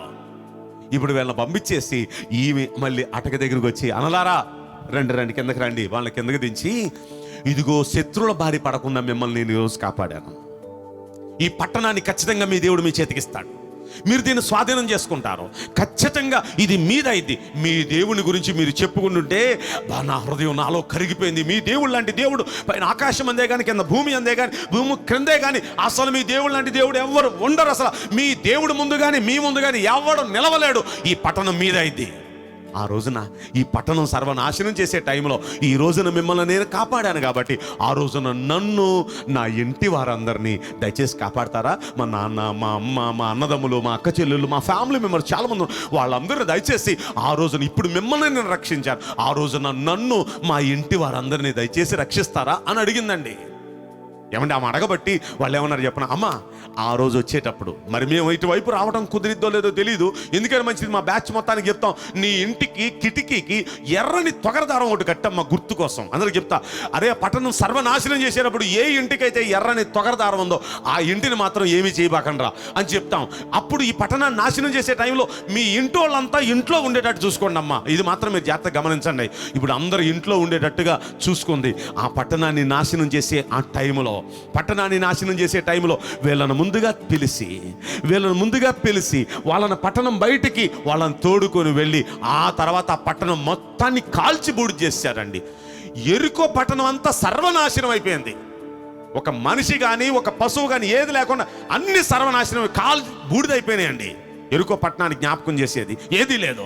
కానీ ఎరుకో పట్టణంలో ఏ ఫ్యామిలీ అయినా రక్షించబడ్డారంటే అది రాహాబ్ అనే వేశ్య ఫ్యామిలీ మెంబర్స్ అందరూ రక్షించబడ్డారు. అంటే అంత భయంకరమైన పరిస్థితుల్లో ఒక్కసారే వింద దేవుని మాటలు ఇంటోళ్ళందరినీ రక్షించేసుకున్నాడు. ఈ రోజున ఈ లేఖనం వింటున్న ప్రియ దేవుని బిడ్డలారా, ఎన్నో వాక్యాలు వింటున్నాం. ఇంటిలో ఒకరు వస్తే ఒకరు రావట్లేదు, ఇంటిలో 2 వస్తే పిల్లలు రావట్లేదు, పిల్లలు వస్తే తల్లిదండ్రులు రావట్లేదు. ఏమండి, ఒకరుంటే ఒకరు రక్షించబడి మిగతా వాళ్ళందరూ ఉగ్రత పాలైపోతే దానికి మీకు ఇష్టమేనా? లేదండి, మా మాట వింటలేదండి, మీరేం చెప్తే వింటలేదు. అన్నీ మీరు అడిగి చేయించుకుంటున్నారు కదా, అన్నీ మీరు సాధించుకుంటున్నారు కదా. నేను అనేది వాళ్ళందరూ నాశనం అయిపోతే మీకు ఇష్టమా? వాళ్ళకి జ్వరం వస్తేనే మీరు తట్టుకోలేరు కదా, వాళ్ళకి ఏదో కడుపు నొప్పి వస్తేనే మీరు తట్టుకోలేరు కదా. రేపొద్దున అగ్ని గుణంలో పడి కాలిపోతుంటే మీరు పైన పరలోకంలో సంబరపడతారా? ఆలోచించండి, ఒక్కసారి ఆలోచించండి. ఫ్యామిలీ మెంబర్స్ అందరు ఇప్పుడు కూర్చున్నారు, అందరి సమక్షంలో నేను చెప్తున్నాను. దయచేసి ప్రియ దేవుని బిడ్డలారా, ఈ 4 మాటలు ఏదో ఇప్పుడు కూర్చున్నాం, మేము వింటున్నాం, మాకేదో ప్రశాంతంగా ఉందని మీరు అనుకుంటున్నారు. అయితే ఈ మాటలు మీలో చైతన్యం కలగనివ్వండి. ఈ మాటల వల్ల మీ ఫ్యామిలీలో ఇంకెవరైనా రక్షించబడని వారు ఉంటే ఎంటైర్ ఫ్యామిలీ రక్షించబడి దేవుని దగ్గర ఆ రోజున ఉగ్రత తప్పించుకుంటే ఎంత బ్లెస్డ్ ఫ్యామిలీ, ఎంత బ్లెస్డ్ ఫ్యామిలీ. చూడండి, యెరికో పట్టణం మొత్తం సర్వనాశనమైనప్పుడు ఆ పట్టణంలో ఎవరైనా కాపాడబడ్డారా అంటే అది రాహాబు అనే వేశ్య ఫ్యామిలీ. ఒక వేశ్య ఒక్క వాక్యానికి చెలించి మారిపోయి ఆమె మాత్రమే కాక ఆమె ఇంటోళ్ళందరినీ మార్చేసుకుంది కదా. ఎంతో మంచి హృదయం కలిగిన వాళ్ళు, చెయ్యెత్తి నమస్కారం పెట్టి అంత సహృదయులు మీరు. అయితే మీరెందుకు మీ ఫ్యామిలీ మెంబర్స్ అందరిని రక్షించుకోలేకపోతున్నారు? ప్రయాసపడండి, బతులాడండి, కాళ్ళు పట్టుకొని, అవసరమైతే గడ్డం పట్టుకొని బతులాడండి, వాళ్ళని బతులాడండి. ఎలాగైనా మీ ఇంటిల్ల పాది, మీ పిల్లలు, మీ భర్త గారు, లేకపోతే మీ భార్య, మీ పిల్లలు, ఎంటైర్ ఫ్యామిలీ రక్షించబడి ఆ రోజున ఉగ్రతను తప్పించుకోవడం అది ఎంతైనా అవసరం కదా. చూడండి, ఒక వేశ్య చేయగలిగిన పని నోహు చేశాడు. నోహు చేయగలిగిన పని మనం ఎందుకు చేయలేము? ఇదే యెహోషువ గ్రంథంలో యెహోషువ ఒక మాట అంటాడు 24వ అధ్యాయంలో. మనం ఒక్కసారి చూస్తే 15 వచనం అంటాడు, మీరు ఎవరిని సేవిస్తారో నాకైతే తెలియదు, కానీ నా మట్టుకు నేను నా ఇంటి వారు మాత్రం రేపొద్దున మమ్మల్ని ఉగ్రత నుండి తప్పించగలిగిన యెహోవానే మేము సేవిస్తాం. మీరు ఎవరిని సేవిస్తారో నాకు తెలియదు, నేను నా ఇంటి వారు మాత్రం ఆయన్నే సేవిస్తాం. ఎందుకంటే ఆయన మాత్రమే ఈ రోజున ఉన్నట్లుగా మమ్మల్ని కాపాడుతున్నాడు, ఈ స్థితి మాకు ఇచ్చాడు. రేపొద్దున ఉగ్రత నుండి కూడా మమ్మల్ని తప్పించగలడు. కనుక నేను నా ఇంటి వారు ఆయన్నే సేవిస్తాం. అంటే ఒక్కసారి ఆలోచించండి, ఇంటోళ్ళందరితో కలిసి యెహోవాను సేవించడం అది అదృష్టం ఉండాలండి, అదృష్టం ఉండాలండి. దానికి ఏదో పెట్టి పుట్టాలండి అంటారు చూడండి, నిజంగా అదృష్టం ఉండాలండి. ఫ్యామిలీ, ఎంటైర్ ఫ్యామిలీ దేవుణ్ణి నమ్ముకున్నాం. ఇదిగో ఈ లాక్డౌన్లో ఎలాగో ఏదో మీకు ఇష్టమైనా ఇష్టం లేకపోయినా 4 మాటలు వింటున్నారు కదా. నేను అనేది ఈ మాటలకు కొంచెం మీరు రియాక్ట్ అయ్యి ఇంటోళ్ళంతా ఆ ఉగ్రత నుండి తప్పించబడి రక్షణ ప్రణాళికలో రక్షించబడితే ఎంత బాగుంటుంది. కుటుంబం అంతా చక్కగా బైబిల్ పట్టుకొని చక్కగా గుడికి వస్తే ఎంత బ్లెస్డ్ ఫ్యామిలీ అండి, ఎంత ఆశీర్వాదకరమైన ఫ్యామిలీ. నేను ఇదిగో ఏ ఇంటిలో అయితే ఈ వాక్యం వినపడుతుందో నేను ఎక్స్పెక్ట్ చేస్తున్నాను, లాక్డౌన్ ఎత్తేసిన తర్వాత మీరు ఇదివరకు ఒక్కొక్కరు వచ్చేవాళ్ళు, లేకపోతే 2 వచ్చేవాళ్ళు, ఎంటైర్ ఫ్యామిలీ వస్తే పైన భగవంతుడు భూమి మీద ఎక్కువగా సంతోషపడే వ్యక్తి నేనేనండి. కనుక మిమ్మల్ని అందరినీ చేతులెత్తి బ్రతిమాలి మిమ్మల్ని చెప్తున్నాను, మీ కుటుంబం అంతా రక్షించబడాలని అహర్నిశలు మీకోసం నేను ప్రార్థిస్తున్నాను. ఏమండి, ఇదిగో వీళ్ళు ఇప్పుడు మీ ఇంట్లో వాళ్ళు ఎవరైతే లైవ్ పెట్టారో వాళ్ళ నా దగ్గరకు వచ్చినప్పుడల్లా వాళ్ళని అడగండి, ప్రభువా ఇది భార్య అయితే ప్రభువా తన భర్తను రక్షించండి అయ్యా, పిల్లల్ని రక్షించండి అయ్యా, వాళ్ళ మీద చెయ్యేసి నేను ప్రార్థన చేసి మీ రక్షణ కొరకు నేను అడిగాను. ఒకవేళ భర్త అయితే అయ్యా భార్యను రక్షించండి, పిల్లల్ని రక్షించండి అని నేను అడిగాను. అడగని కావాలంటే వాళ్ళని మీ పక్కనే ఉన్నారు, వాళ్ళు రక్షించబడాలని వారు మందిరానికి వచ్చేటప్పుడు నేను ప్రార్థించేవాడిని. ఇప్పుడు వాళ్ళు కూడా మీతోనే ఉన్నారు. నేను మీ అందరి తరపున నేను ప్రార్థిస్తున్నాను నా యేసయ్యని, అయ్యా మా సంఘాల్లో ఉన్న వాళ్ళంతా వాళ్ళ ఎంటైర్ ఫ్యామిలీతో వాళ్ళ రక్షణ ప్రణాళికలు ఉన్నారు. రేపొద్దున ఏది మీ ఫ్యామిలీ, ఇదిగోనయ్యా మా ఫ్యామిలీ. ఒక వేశ్య తన ఇంటి వారందరూ రక్షించుకుందండి, ఒకే ఒక్క వాక్యం విని, ఒకే ఒక్క వాక్యం విని ఇంటిళ్ళ పాతిని రక్షించుకుంది. మనం ఎందుకు చేయలేము ఆ పని? మనం చేయాలి. ఇదిగో చూడండి, దేవుడు ఒక్కసారే దేవుడు హెచ్చించాడు. తన దేవుని హెచ్చరికను విని నోవహు చేసిన మంచి పని అని చెప్పన ఇంటి వారందరినీ రక్షించుకున్నాడండి. ప్రపంచం అంతా ప్రళయంతో నాశనమైంది, కానీ నోవహు భార్య మీరు చదువుతారు ఒక్కసారి చూడండి. ఆది కాండంలో వాళ్ళ పేర్లు కూడా చెప్పేశారండి చక్కగా. ఒక్కసారి తీయండి, బైబిల్ గ్రంథం తీయండి, 7వ అధ్యాయము 7వ వచనం చదవండి. అప్పుడు నోవహు అతనితో కూడా అతని కుమారులు, అతని భార్య, అతని కోడండ్రు ఆ ప్రవాహ జలములు తప్పించుకున్నటకై ఆ వాడలో ప్రవేశించిరి. ఇంకా కొంచెం మీరు తెలుసుకోవాలనుకున్నారా? వాళ్ళ పేర్లు కూడా ఇందులో రాస్తుంది. 13వ వచనం చూడండి. ఆ దినమందే నోవహు కుమారులకు షేమును, హామును, యాపత్తును, నోవహు భార్యయు వారితో కూడా అతని 3 కోడండ్రను ఆ వాడలో ప్రవేశించిరి. అంటే చూడండి, నోవహు తన 3 కుమారులు, తన 3 కోడన్లు, తన భార్య, ఎంటైర్ ఫ్యామిలీ వాడలో ఉందండి. ఇక వాళ్ళకే దిగులు లేదు, ఏ బాధ లేదు, ఏ భయం లేదు, అందరూ రక్షణలో ఉన్నారు. ఒక్కళ్ళు బయట ఉంటే ఎంత ఆనందంగా ఉండగలరా వాళ్ళు? ఆలోచించండి. ఇంటిల్లపాది రక్షించబడాలనేది దేవుని ప్రణాళిక. మీ దైవజనునిగా నా ఆశ అదే. నా దేవునికి నేను ఎల్లవేళలా మీ కుటుంబాల కొరకు చేస్తున్న ప్రార్థన. ఎందుకు రక్షించబడకూడదు? ఎందుకు ఉగ్రత పాలవ్వాలి? ఎందుకు రక్షించబడకూడదు నేను అడుగుతున్నాను. చూడండి, బైబిల్ గ్రంథంలో అపోస్తుల కార్యం 10వ అధ్యాయంలో మొదటి వచనంలో అక్కడ ఒక వ్యక్తిని మనం చూస్తాం. ఇటలీ పటాలమడబడిన పటాలములో శతాధిపతి అయిన కొర్నేలి అను భక్తిపరుడు ఒకడు ఉండెను. అతడు తన ఇంటి వారందరితో కూడా యెహోవాయందు భయభక్తులు గలవాడై ఉండెను. అంటే కొర్నేలి గురించి మాట్లాడుతూ ఇంటి వారందరితో కూడా దేవునిందు భయభక్తులు కలిగి ఉన్నాడు. ఇంటి వాళ్ళందరితో కూడా. ఇప్పుడు దేవుని బిడ్డలారా, జాగ్రత్తగా వినండి. ఇక్కడ తన ఇంటి వారందరి రక్షణ కొరకు ఒక వాడను సిద్ధం చేశాడు. ఇంటి వాళ్ళందరూ రక్షించుకున్నాడు. 3 విషయాలు చెప్పాను ఇందులో నుండి. హెబ్రీయులకు రాసిన పత్రిక 11వ అధ్యాయం 7వ వచనంలో నుండి. ఏంటి ఆ 3 విషయాలు? మొదటి మాట, అతడు విశ్వాస వీరుడు. రెండో మాట ఏం తెలుసుకున్నాం? అతడు దేవునికి భయపడుతూ భక్తి చేసిన వాడు, దేవుని భయభక్తులు కలిగిన వాడు. మూడో మాట ఏం తెలుసుకున్నాం? అతడు తన ఇంటి వారందరితో కూడా ఆ వాడలో ఉన్నాడు. ఇంటి వారందరి రక్షణ కొరకు అతడు ప్రణాళికను సిద్ధం చేసుకున్నాడు. ఇంటి వాళ్ళందరూ రక్షించుకున్నాడు. ఇక 4వది తన గురించి ఒక్కసారి మనం ఆదికాండానికి వెళ్దాం. ఆదికాండంలో 7వ అధ్యాయము మొదటి వచనంలో మనం చూస్తే అక్కడ నాహుని దేవుడు మెచ్చుకుంటాడు. నాహు, ఈ తరం మొత్తంలో నువ్వు ఒక్కడవే నా ఎదుట నీతిమంతునిగా ఉన్నావు. నాహు, ఈ మొత్తం తరం అందరు నేను చూశానయ్యా. అవినీతి పరులయ్యా, అక్రమస్తులయ్యా, అన్యాయస్తులయ్యా, దుష్మన్లయ్యా, దుర్మార్గులయ్యా. ఇలాంటి దుర్మార్గుల మధ్య, అవినీతి పరుల మధ్య నీతిమంతునిగా ఉన్నవాడు నువ్వు ఒక్కడవేనయ్యా. ఒకసారి ఆలోచించండి. తను నీతిమంతునిగా ఉన్నాడండి.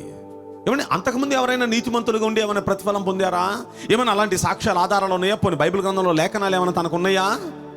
ఒకసారి మనం ఆలోచిస్తే అతడు నీతిమంతునిగా ఉన్నాడు. ఒక నీతిమంతునిగా. ఏమన్నా ఒక్కసారి మనం ఆలోచిస్తే మనకున్న ఆధారాలు, బైబిల్ గ్రంథంలో అసలు మనకి ఎన్ని ఆధారాలు ఉన్నాయో. నీతిమంతునిగా ఉంటే ఎన్ని మేళ్ళు.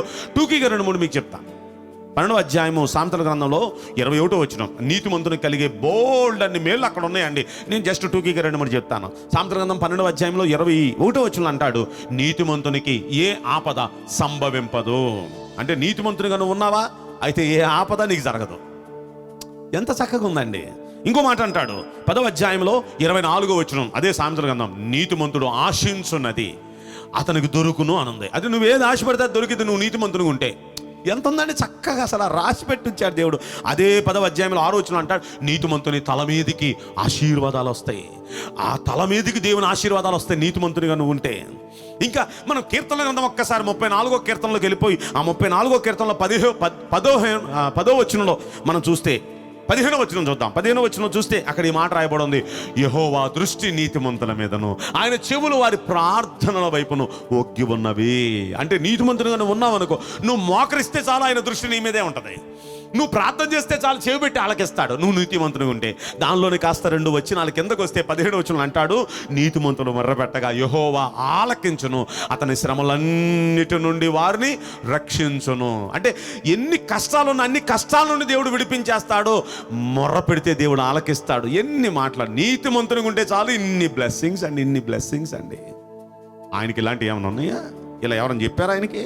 పోనీ ఇలాంటివి ఏమైనా రాసి పెట్టిన ఆయన చదువుకున్నాడా? అందుకే నీతిగా ఉన్నాడు అంటారు? ఏమీ లేవు. కానీ నీతిగా ఉన్నాడు. అద్దండి ఆ తరం మొత్తం దుష్టతరంలో నీతిమంతునిగా ఉన్నవాడు నాహునేనండి. ఇలా చెప్పాలంటే నాహుని గురించి ఇక చాలా మాటలు చెప్పొచ్చు అండి. త్వరగా ఇంకో మాట దాంట్లో నుండి మీకు నేను గుర్తు చేయాలని నేను ఆశపడుతున్నాను. అదే ఆదికాండంలో 6వ అధ్యాయంలో ఆఖరి వచనం చూడండి, 22వ వచనం. నాహు అట్లు చేశాను. ఏంటి? ఏ అట్లు?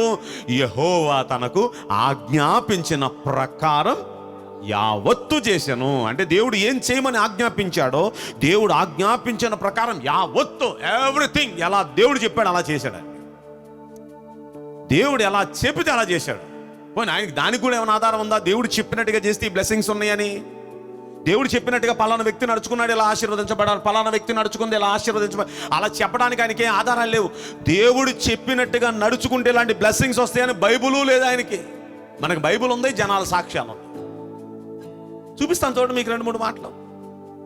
యోహాను శుభవార్తలో 2వ అధ్యాయంలో 11వ వచనం మనం చూస్తే అక్కడ కానా పెండ్లి విందులో యేసే హాజరయ్యాడు. వచ్చిన వాళ్ళకి ద్రాక్షారసం అయిపోయింది. విఐపీస్ వచ్చారు, వాళ్ళకి ఇవ్వడానికి ద్రాక్షారసం లేదు. అప్పుడు గడిబిడి స్టార్ట్ అయింది. అక్కడ పెళ్లి అయిపోయే పరిస్థితి వచ్చింది. గబగబా యేసయ్య తల్లి వచ్చి, అయ్యా నువ్వు ఏదైనా చేస్తే తప్ప పెళ్లి జరగదయ్యా.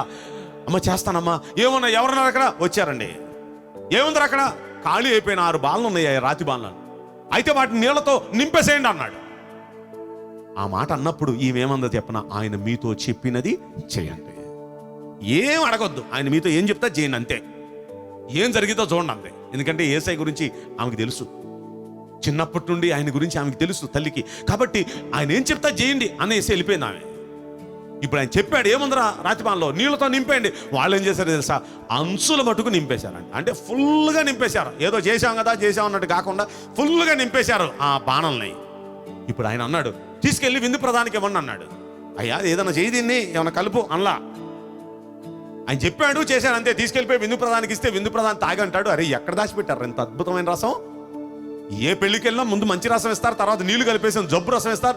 ఇదేంట్రా ఈ పెళ్లిలో ఎంత అద్భుతమైన రసం ఎక్కడ దాచిపెట్టారా, భలే ఉందరా, ఇంకొంచెం పోయిరా. తాగుతుంటే వీళ్ళకి మతిపోయిందండి. మేమే కదా నీళ్ళు తీసుకెళ్ళి నింపింది, మేమే కదా ఆ నీళ్ళు తీసుకొచ్చి ఇచ్చింది. ఈయన రసం అన్నాడేంటి? వాళ్ళ తాగి చూస్తే నిజంగా అద్భుతంగా ఉందండి ఆ రసం. ఒకసారి ఆలోచిస్తే ఈ అద్భుతం అక్కడ జరగడానికి గల కారణం ఏంటంటే ఆయన చెప్పింది చేశారంతే. ఆయన ఎలా చెప్తానో చేశారంతే. దేవుడు చెప్పింది చెప్పినట్టు చేయటం వల్ల అద్భుతాలు బిగిన్ అయిపోతాయండి లైఫ్లో. ఈరోజు వింటున్న మీ జీవితాల్లో దేవుని అద్భుతాలు బిగిన్ అవ్వాలని మీకు నిజంగా ఉంటే దేవుని వాక్యం చెప్పినట్టుగా చేయండి, అద్భుతాలు బిగిన్ అయిపోతాయి మీ లైఫ్లో. ఇలాంటి సాక్ష్యాలు ఏమైనా ఉన్నాయా? పోనీ నాహుకి ఏమీ లేవు. అక్కడ బిగిన్ అయిన అద్భుతాలు ఎన్ని జరిగినాయండి. దేవుడు చెప్పినట్టు చేసిన వాళ్ళ జీవితాల్లో దేవుడు చేసిన అద్భుతాలు అన్నీ ఎన్నని చెప్పలేనండి. పేతురు విషయంలో మనం పరిశీలిస్తే లోకాశుభవార్త 5వ అధ్యాయంలో రాత్రంతా ప్రయాసపడ్డాడు పాపం పేతురు. ఒక్క చేప కూడా దొరకలేదు. నిరాశ నిస్పృహలతో ఆయన ఒడ్డుకు తీసుకొచ్చేసి ఆ దోణిని వల కడిగేస్తామన్నాడు. ఏసై వెళ్ళాడు. ఏసై వెళ్ళి పేతురుని దోనిస్తావా అన్నాడు. దోనిచ్చాడు. అందులో వాక్యం బోధించాడు. పేతురుని దోంది లోనకు పోయి వలవై అన్నాడు. లోనికి వెళ్ళి వల వేశాడు. అక్కడ వల వేసే ముందు ఏమంటాడు చెప్పనా? ఎలినివాడా, రాత్రంతా ప్రయాసపడ్డాను కానీ ఒక్క చేప దొరకదు, అయినా నువ్వు చెప్పినట్టు చేస్తాను. అక్కడ 5వ అధ్యాయం 6వ వచనం లోకాసు వార్తలో రాయబడి ఉంది. వారు అలాగున చేసి, ఎలా చేసి? ఆయన చెప్పినట్లుగా చేసి విస్తారమైన చేపలు పెట్టారు. విస్తారమైన చేపలు ఆధారం ఉందండి మనకి. 2 దోణులు నిండిపోయిన చేపలు విస్తారంగా ఒక్క ఎటంలో పట్టారు. కారణం ఎవరు చెప్పినట్టు చేశారు? ఆయన చెప్పినట్టు. అంటే ఆయన మాట ప్రకారం చేస్తే ఇలాంటి బ్లెస్సింగ్ ఉందని ఇప్పుడు మనకి తెలుసు. చేయట్లేదు మనం. తెలియని దినాల్లో చేశాడండి నావహు. దేవుడు ఆజ్ఞ ప్రకారం చేస్తే ఇంత ఆశీర్వాదం ఉంది, ఇంత బ్లెస్సింగ్ ఉందని తెలియక చేశాడు. తెలిసి మనం చేయట్లేదు. అద్భుతాలు జరుగుతాయి. కానాల్లో జరిగింది, మీ జీవితంలో అద్భుతాలు జరుగుతాయి. ఆయన చెప్పినట్టు చేయండి అని ఇప్పుడు చెప్తున్నాం మేము. ఇదిగో పేతురు జీవితంలో ఇంత విస్తారమైన దేవుని కృప పొందాడు, ఇంత ఆశీర్వాదం పొందాడు, మీరు కూడా చేయండి అని మనం చెప్తున్నాం. ఇంకా బైబిల్ లేఖనాల్లో రాసి ఉంది మీరు చేయండి అంటూ మనం చెప్తూ ఉంటాం. 128వ అధ్యాయంలో ద్వితీయోపదేశ కాండంలో మనం పరిశీలిస్తే అక్కడ అంటాడు, నీవు నీ దేవుడైన యెహోవా మాట శ్రద్ధగా విని నేడు నేను నీకు ఆజ్ఞాపించుతున్న ఆయన ఆజ్ఞలన్నింటినీ అనుసరించి నడుచుకునే ఎడల నీ దేవుడైన యెహోవా భూమి మీద ఉన్న సమస్తమైన జల్లు కంటే నేను హెచ్చిస్తాడో. ఈ దీవెనలన్నీ నీ మీదకి వచ్చి నీకు ప్రాప్తిస్తాయి. పట్టణంలోకి వెళ్తే దీవెన, పొలంలోకి వెళ్తే దీవెన, గర్భఫలం విషయంలో దీవెన, భూఫలం విషయంలో దీవెన, అన్ని విషయాల్లో దీవెనేనండి బాబు. 14 వచనాలు అన్ని దీవెనలు, అన్ని దీవెనలు, అన్ని దీవెనలే. ఇన్ని దీవెనలు రాసిపెట్టి ఉంచాడు. అరే బాబు వాక్య ప్రకారం చేయండి రా, చెప్పిన మాట ప్రకారం చేయి, ఇన్ని దీవెనలు ఉన్నాయని రాసిపెట్టాడు. ఆయనకి ఏం రాసిపెట్టి ఉన్నాయండి అలాంటి? ఇంకో మాట చెప్పిన, రాబోతున్న దినాల్లో భయంకరమైన ప్రళయం, 7 ఏండ్ల శ్రమల గురించి మీకు చెప్పాను కదా, గుర్తుందా? 7 ఏండ్ల శ్రమల్లో భూమి మీద పరిస్థితి ఎలా ఉంటుందో పోయిన ఆదివారమే మనం తెలుసుకున్నాం. ఆ 7 ఏండ్ల శ్రమల కాలంలో 7 ముద్రలు విప్పినప్పుడు భూమి మీద పరిస్థితి ఎలా ఉంటుందో, ఆ తర్వాత 7 ఉగ్రత పాత్రలో కుర్మనించబడేటప్పుడు భూమి మీద పరిస్థితి ఎలా ఉంటుందో, 7 బోర్ల దోతలు ఊతున్నప్పుడు ఎలాంటి పరిస్థితి భూమి మీద ఉంటుందో క్లియర్గా ఆ ఇన్ఫర్మేషన్ నిన్న ఆదివారం ఉంది కదా. మీరు ఒకవేళ దాన్ని ఇంకా చూడకపోతే అది చూడండి. ఈ భూమి మీద మిగిలిపోయిన వాళ్ళకి ఆ ఉగ్రత ఎంత భయంకరంగా ఉంటుందో. నిన్న ఆదివారం మీరు డేట్ 10వ తారీఖున డేట్ కొట్టండి. ఆ రోజున 2 మెసేజెస్ వస్తాయి. అయితే జాగ్రత్తగా గమనించండి. అలాంటి ఉగ్రత నుండి మనం తప్పించాలంటే ప్రకటన గ్రంథం 3వ అధ్యాయంలో 10వ వచనం అంటాడు, నీవు నా ఓర్పుష్యమైన వాక్యాన్ని గైకున్నావు కాబట్టి భూనివాసులను శోధించుటకు లోకమంతటి మీదకి రాబోతున్న ఆ శోధన కాలంలో, ఆ ఉగ్రత కాలంలో నేను నిన్ను కాపాడుతాను. ఎవరిని కాపాడుతానన్నాడు ఆ ఉగ్రత నుండి? ఆయన వాక్యాన్ని గైకున్న వారిని. సుమ మనకి ఇట్లాంటి ఎన్నో ఉన్నాయండి బాబు, ఎన్నో ఉన్నాయి. అన్నీ తెలిసి మనం చేయట్లేదు. ఏమీ తెలియని అమాయక దినాలు, చెప్పేటోడు ఎవరు లేరు, రాసిన గ్రంథం వాళ్ళకి లేదు. దేవుడు ఆజ్ఞాపించాడు ఒక్కసారి, అంతే. That's all. చేసేసాడు అంతే. దేవుడు ఎలా చెప్పాడో అలా చేశాడు. చెప్పిన జాబ్ ఏమన్నా చిన్నిదా? మీకు ఏదో సింప్లిఫై చేసి చక్కగా మీకు విడమరి చెప్పినట్టుగా చెప్పేటోడు లేడు. పోనీ సింపుల్ జాబ్ కాదు. చితిసారకము ప్రాణం, ఏ మానుతో పాటు ఆ మాను నరికేసి తీసుకొచ్చి పెట్టొద్దు. ఆ మాన్నే నరికి తీసుకురా. ఆ మాన్ నుండే నువ్వు చెక్కలు కోసి సైజులు కోసి దాన్ని చెయ్యాలి. నువ్వు వాడ పొడిగింత ఉండాలి, వాడ వెడల్పెంత ఉండాలి, వాడ ఎత్తునింత ఉండాలి, ఇన్ని అంతస్తులు దానికి ఉండాలి, పలానా చోట గుమ్మం ఉండాలి, పలానా చోట కిటికీ ఉండాలి, ఈ వాడని ఎలా చేయాలి అలా చేయాలి, దానికి కీలు బుయ్య ఇన్ని చెప్పాడండి. పోనీ అంతకుముందు అలాంటి డిజైన్ ఏమైనా ఉందా? ఏం లేదు. దేవుడు చెప్పాడు, డిజైన్ కూడా తెలియదు, స్కెచ్ ఏం లేదు. ఆయన చెప్పాడు, విన్నాడు, చేశాడంతే. That's it. ఒకసారి ఆలోచించండి. దేవుడు చెప్పిన ప్రకారం వాడ కట్టడమే కాదు, ఎన్ని జీవులు ఉన్నాయో అన్ని జీవులు జతలు తీసుకొచ్చి దీంట్లో పెట్టి అన్నాడు. అవన్నీ జతలు తీసుకొచ్చి దీంట్లో పెడితే మరి వాడికి తినడానికో, ఆ తినడానికి ఆహారం కూడా తీసుకొచ్చి పెట్టు. ఏనికి ఎంత తింటది, ఒంటి ఎంత తింటది? ఆలోచించండి. అంత ఆహారం తీసుకురావాలంటే నా వల్ల అవ్వదయ్యా అన్నాడా? నో. దేవుడు చెప్పాడు, చేశాడు. అన్ని జీవులు, ఎన్ని పక్షులు ఉన్నాయో పక్షులు జతలు పెట్టు, మృగాలు ఎన్ని ఉన్నాయో అన్ని జతలు పెట్టు, అన్ని జతలు దాంట్లో పెట్టాలి. పెద్ద హెవీ జాబ్ కదండి, హెవీ జాబ్.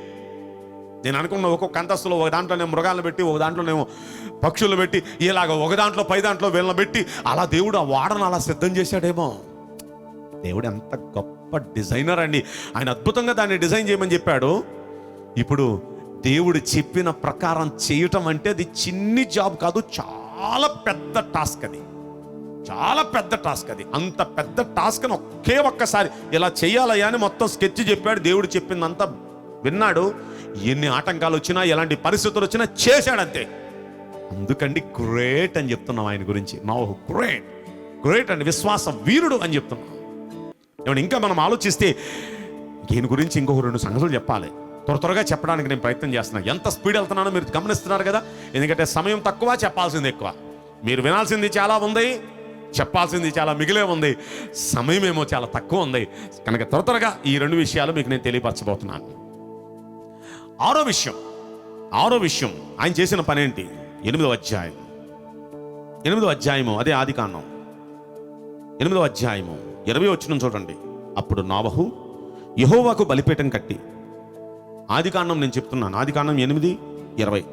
అప్పుడు నోవహు యెహోవాకు బలిపీఠం కట్టి పవిత్ర పశువులన్నిటిలోనూ పవిత్ర పక్షులన్నిటిలోనూ కొన్ని తీసుకొని ఆ పీఠం మీద దహన బలి అర్పించెను.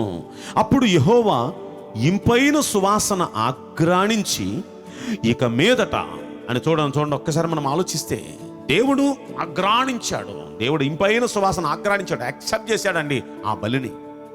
ఒకసారి మనం ఆలోచిస్తే ఈయన వెంటనే, ఇన్ని దినాలు ప్రభువా నన్ను కాపాడావయ్యా, 40 రోజులు భయంకరమైన ప్రచండమైన ప్రళయం, ఈ నీళ్ళని ఇంకిపోవటానికి 150 రోజులు పట్టింది అయ్యా. ఇంత బీభత్సమైన పరిస్థితుల్లో నన్ను, నా ఫ్యామిలీ మెంబర్స్ అందరినీ ఇంతగా కాపాడిన దేవా నీ కృతజ్ఞతలు అంటూ ఒక బలిపీఠం కట్టి దేవునికి అక్కడ బలి అర్పించాడండి. దాన్ని దేవుడు యాక్సెప్ట్ చేశాడు, స్వీకరించాడు, చాలా ఇంపుగా స్వీకరించాడు. ఒకసారి ఆలోచిస్తే దీనిలో 3 సంగతులు మీకు చెప్పబోతున్నాను. బలిపీఠం కట్టడం, ఇంతకుముందు సందేశంలో మీకు చెప్పా, బలిపీఠం కట్టడం అంటే ఒక క్రమశిక్షణతో ఇక ప్రార్థన చేయడానికి అతడు ఒక తీర్మానం చేసుకున్నాడు. క్రమశిక్షణతో ఒక భక్తి చేయడానికి తీర్మానం చేసుకున్నాడు. అదే బలిపీఠం కట్టడం అంటే.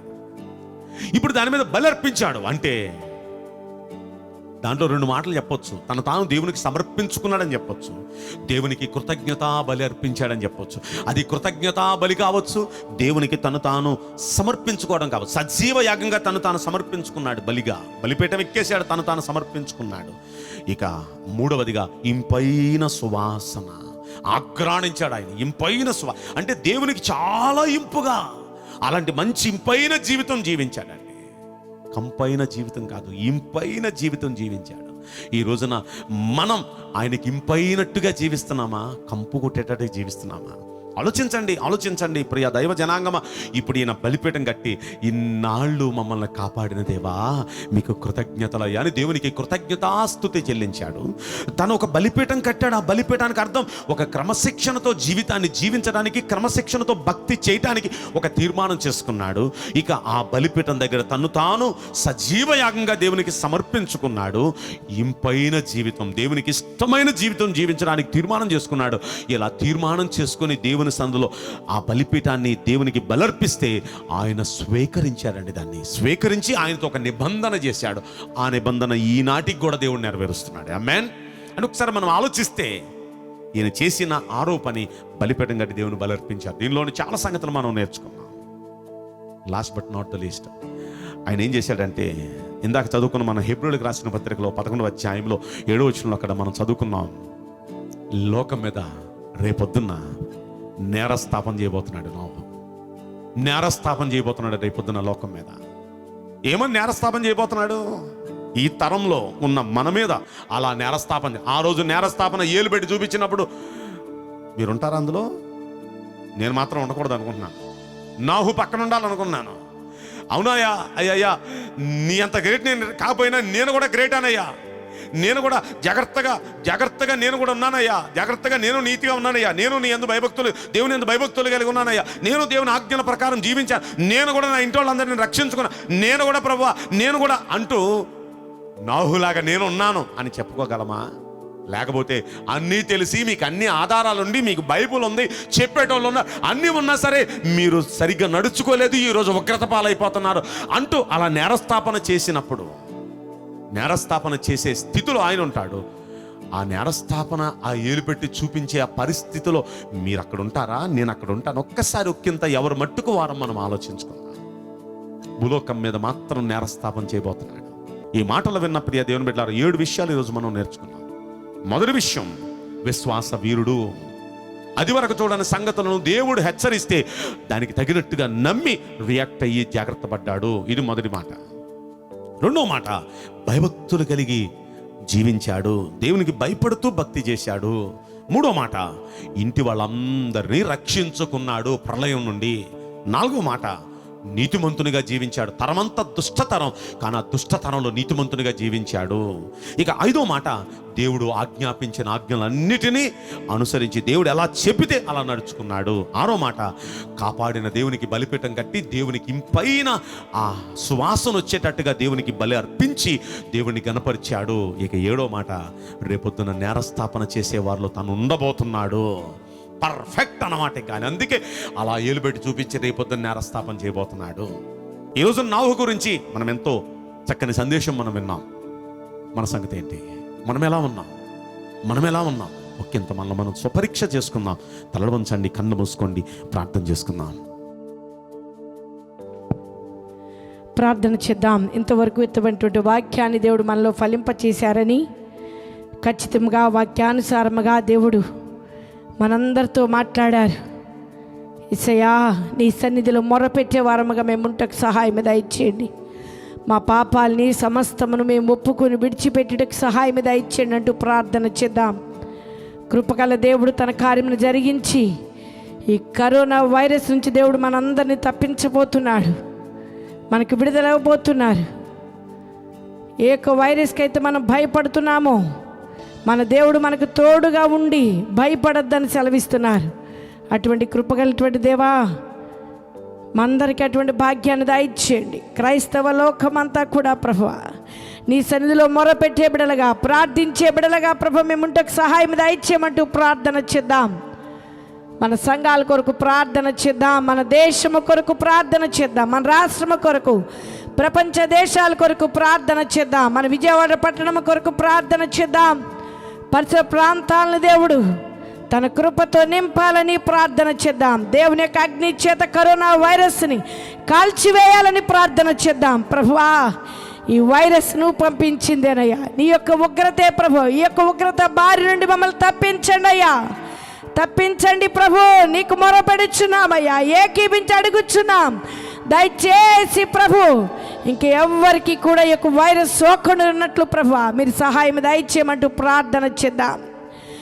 చిట్నార్ సంఘం కొరకు ప్రార్థన చేద్దాం. అక్కడ ఉన్నటువంటి విశ్వాసులందరి కొరకు ప్రార్థన చేద్దాం. కృష్ణ సంఘం కొరకు, అక్కడ ఉన్నటువంటి విశ్వాస బృందం కొరకు ప్రార్థన చేద్దాం. పడమడ సంఘం కొరకు, అక్కడ ఉన్నటువంటి విశ్వాస బృందం కొరకు ప్రార్థన చేద్దాం. 3 సంఘాలున్న ప్రతి ఒక్క బిడ చుట్టూ కంచి వేయాలని, బ్రాంచ్ సంఘాల కొరకు, నెమ్మతోట సంఘం కొరకు, అలాగే బొగ్గులైన సంఘం కొరకు, రాజరాజపేట సంఘం కొరకు ప్రార్థన చేద్దాం. ప్రభువా, సహాయం దయచేయండి, కృప చూపించండి అయ్యా. అయ్యా, మీరు సహాయం దయచేయమంటూ ప్రార్థన చేద్దాం. మన దేశ నాయకుల కొరకు, రాష్ట్ర నాయకుల కొరకు, మంత్రుల కొరకు ప్రార్థన చేద్దాం. డాక్టర్స్ కొరకు, అలాగే నర్సెస్ కొరకు, వాలంటీర్స్ కొరకు, అలాగే మున్సిపాలిటీ వారి కొరకు, పోలీసు బలగం కొరకు ప్రార్థన చేద్దాం. వారి యొక్క ప్రాణాల సహితము ఎంతగానో త్యాగం చేసి కరోనా వైరస్ విషయంలో ఎంతగానో సహాయపడుతున్న ప్రతి ఒక్క బిడ్డను దేవుడు దీవించాలి. వారి చుట్టూ దేవుడు కంచి వేయాలని ప్రార్థన చేద్దాం. కృపగల దైవమా, మీరు సహాయం దయచేయమంటూ ప్రార్థన చేద్దాం. చాలామంది బలహీనతో బాధపడుతూ ప్రార్థన సహాయం కోరారు. వారందరి జీవితాల్లో దేవుడు మేలు చేయాలి. వారందరి కుటుంబాలు దేవుడు కనికరించాలని ప్రార్థన చేద్దాం. వాక్యం అందించినటువంటి దైవజనులు దేవుడు బలపరచాలి. మా కుటుంబం కొరకు, మా బంధువుల కొరకు, దైవజనులందరి కొరకు ప్రార్థన చేద్దాం. దేవుడు మేలు చేయాలని. అయ్యా సహాయం దయచేయండి అయ్యా, కృప చూపించండి, మేలు చేయాలని ప్రార్థన చేద్దాం. మనందరి ప్రార్థనలకు దేవుడు జవాబిస్తున్నందుకు దేవునికి స్తోత్రాలు చెల్లిద్దాం. హల్లెలూయా, హల్లెలూయా, హల్లెలూయా. అందరం అలా ప్రార్థనలో ఉంటుండగా నాన్నగారి ప్రార్థన ఆశీర్వాదంతో ముగించుకుందాం.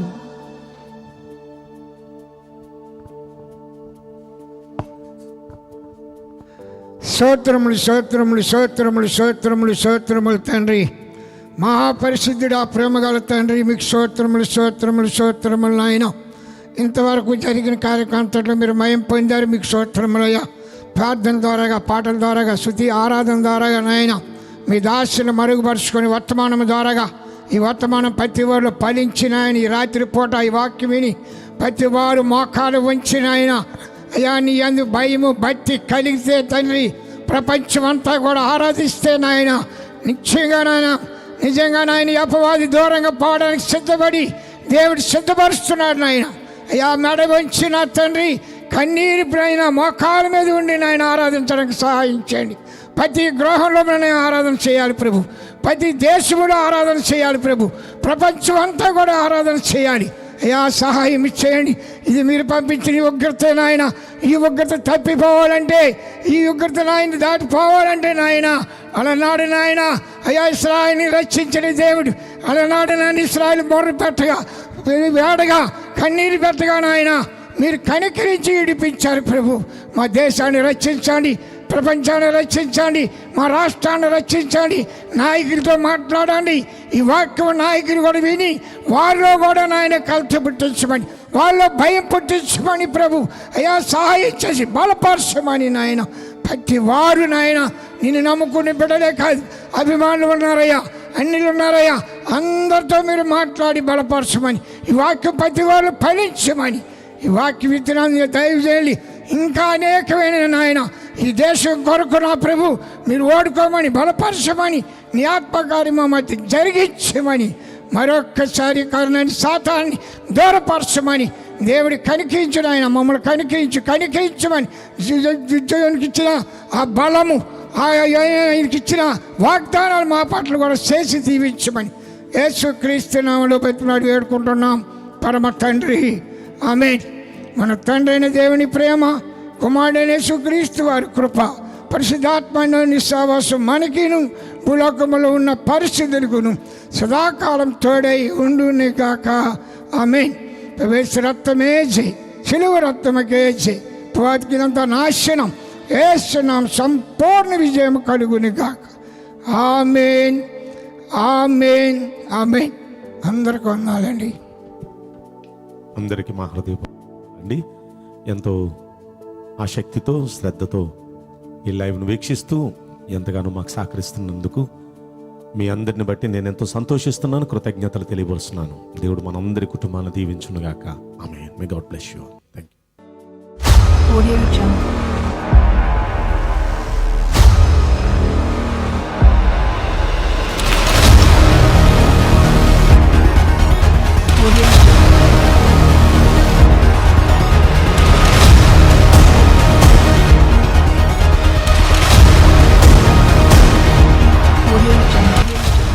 లోకంలో ఉన్న వారికి వచ్చినట్టే మీకు శ్రమలు వస్తాయి. శ్రమలు అయితే వస్తాయి కానీ అది ఏం చేయలేదు, దానికి అంత సీన్ లేదు.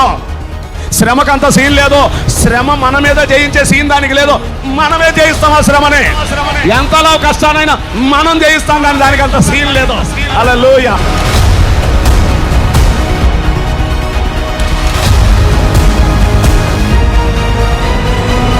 అంటున్నాను, కష్టంలో ఆపత్కాలంలో ఆదుకోదగిన సహాయకుడు ఆయన ఒక్కడేనండి, ఆయన ఒక్కడే. హల్లెలూయా.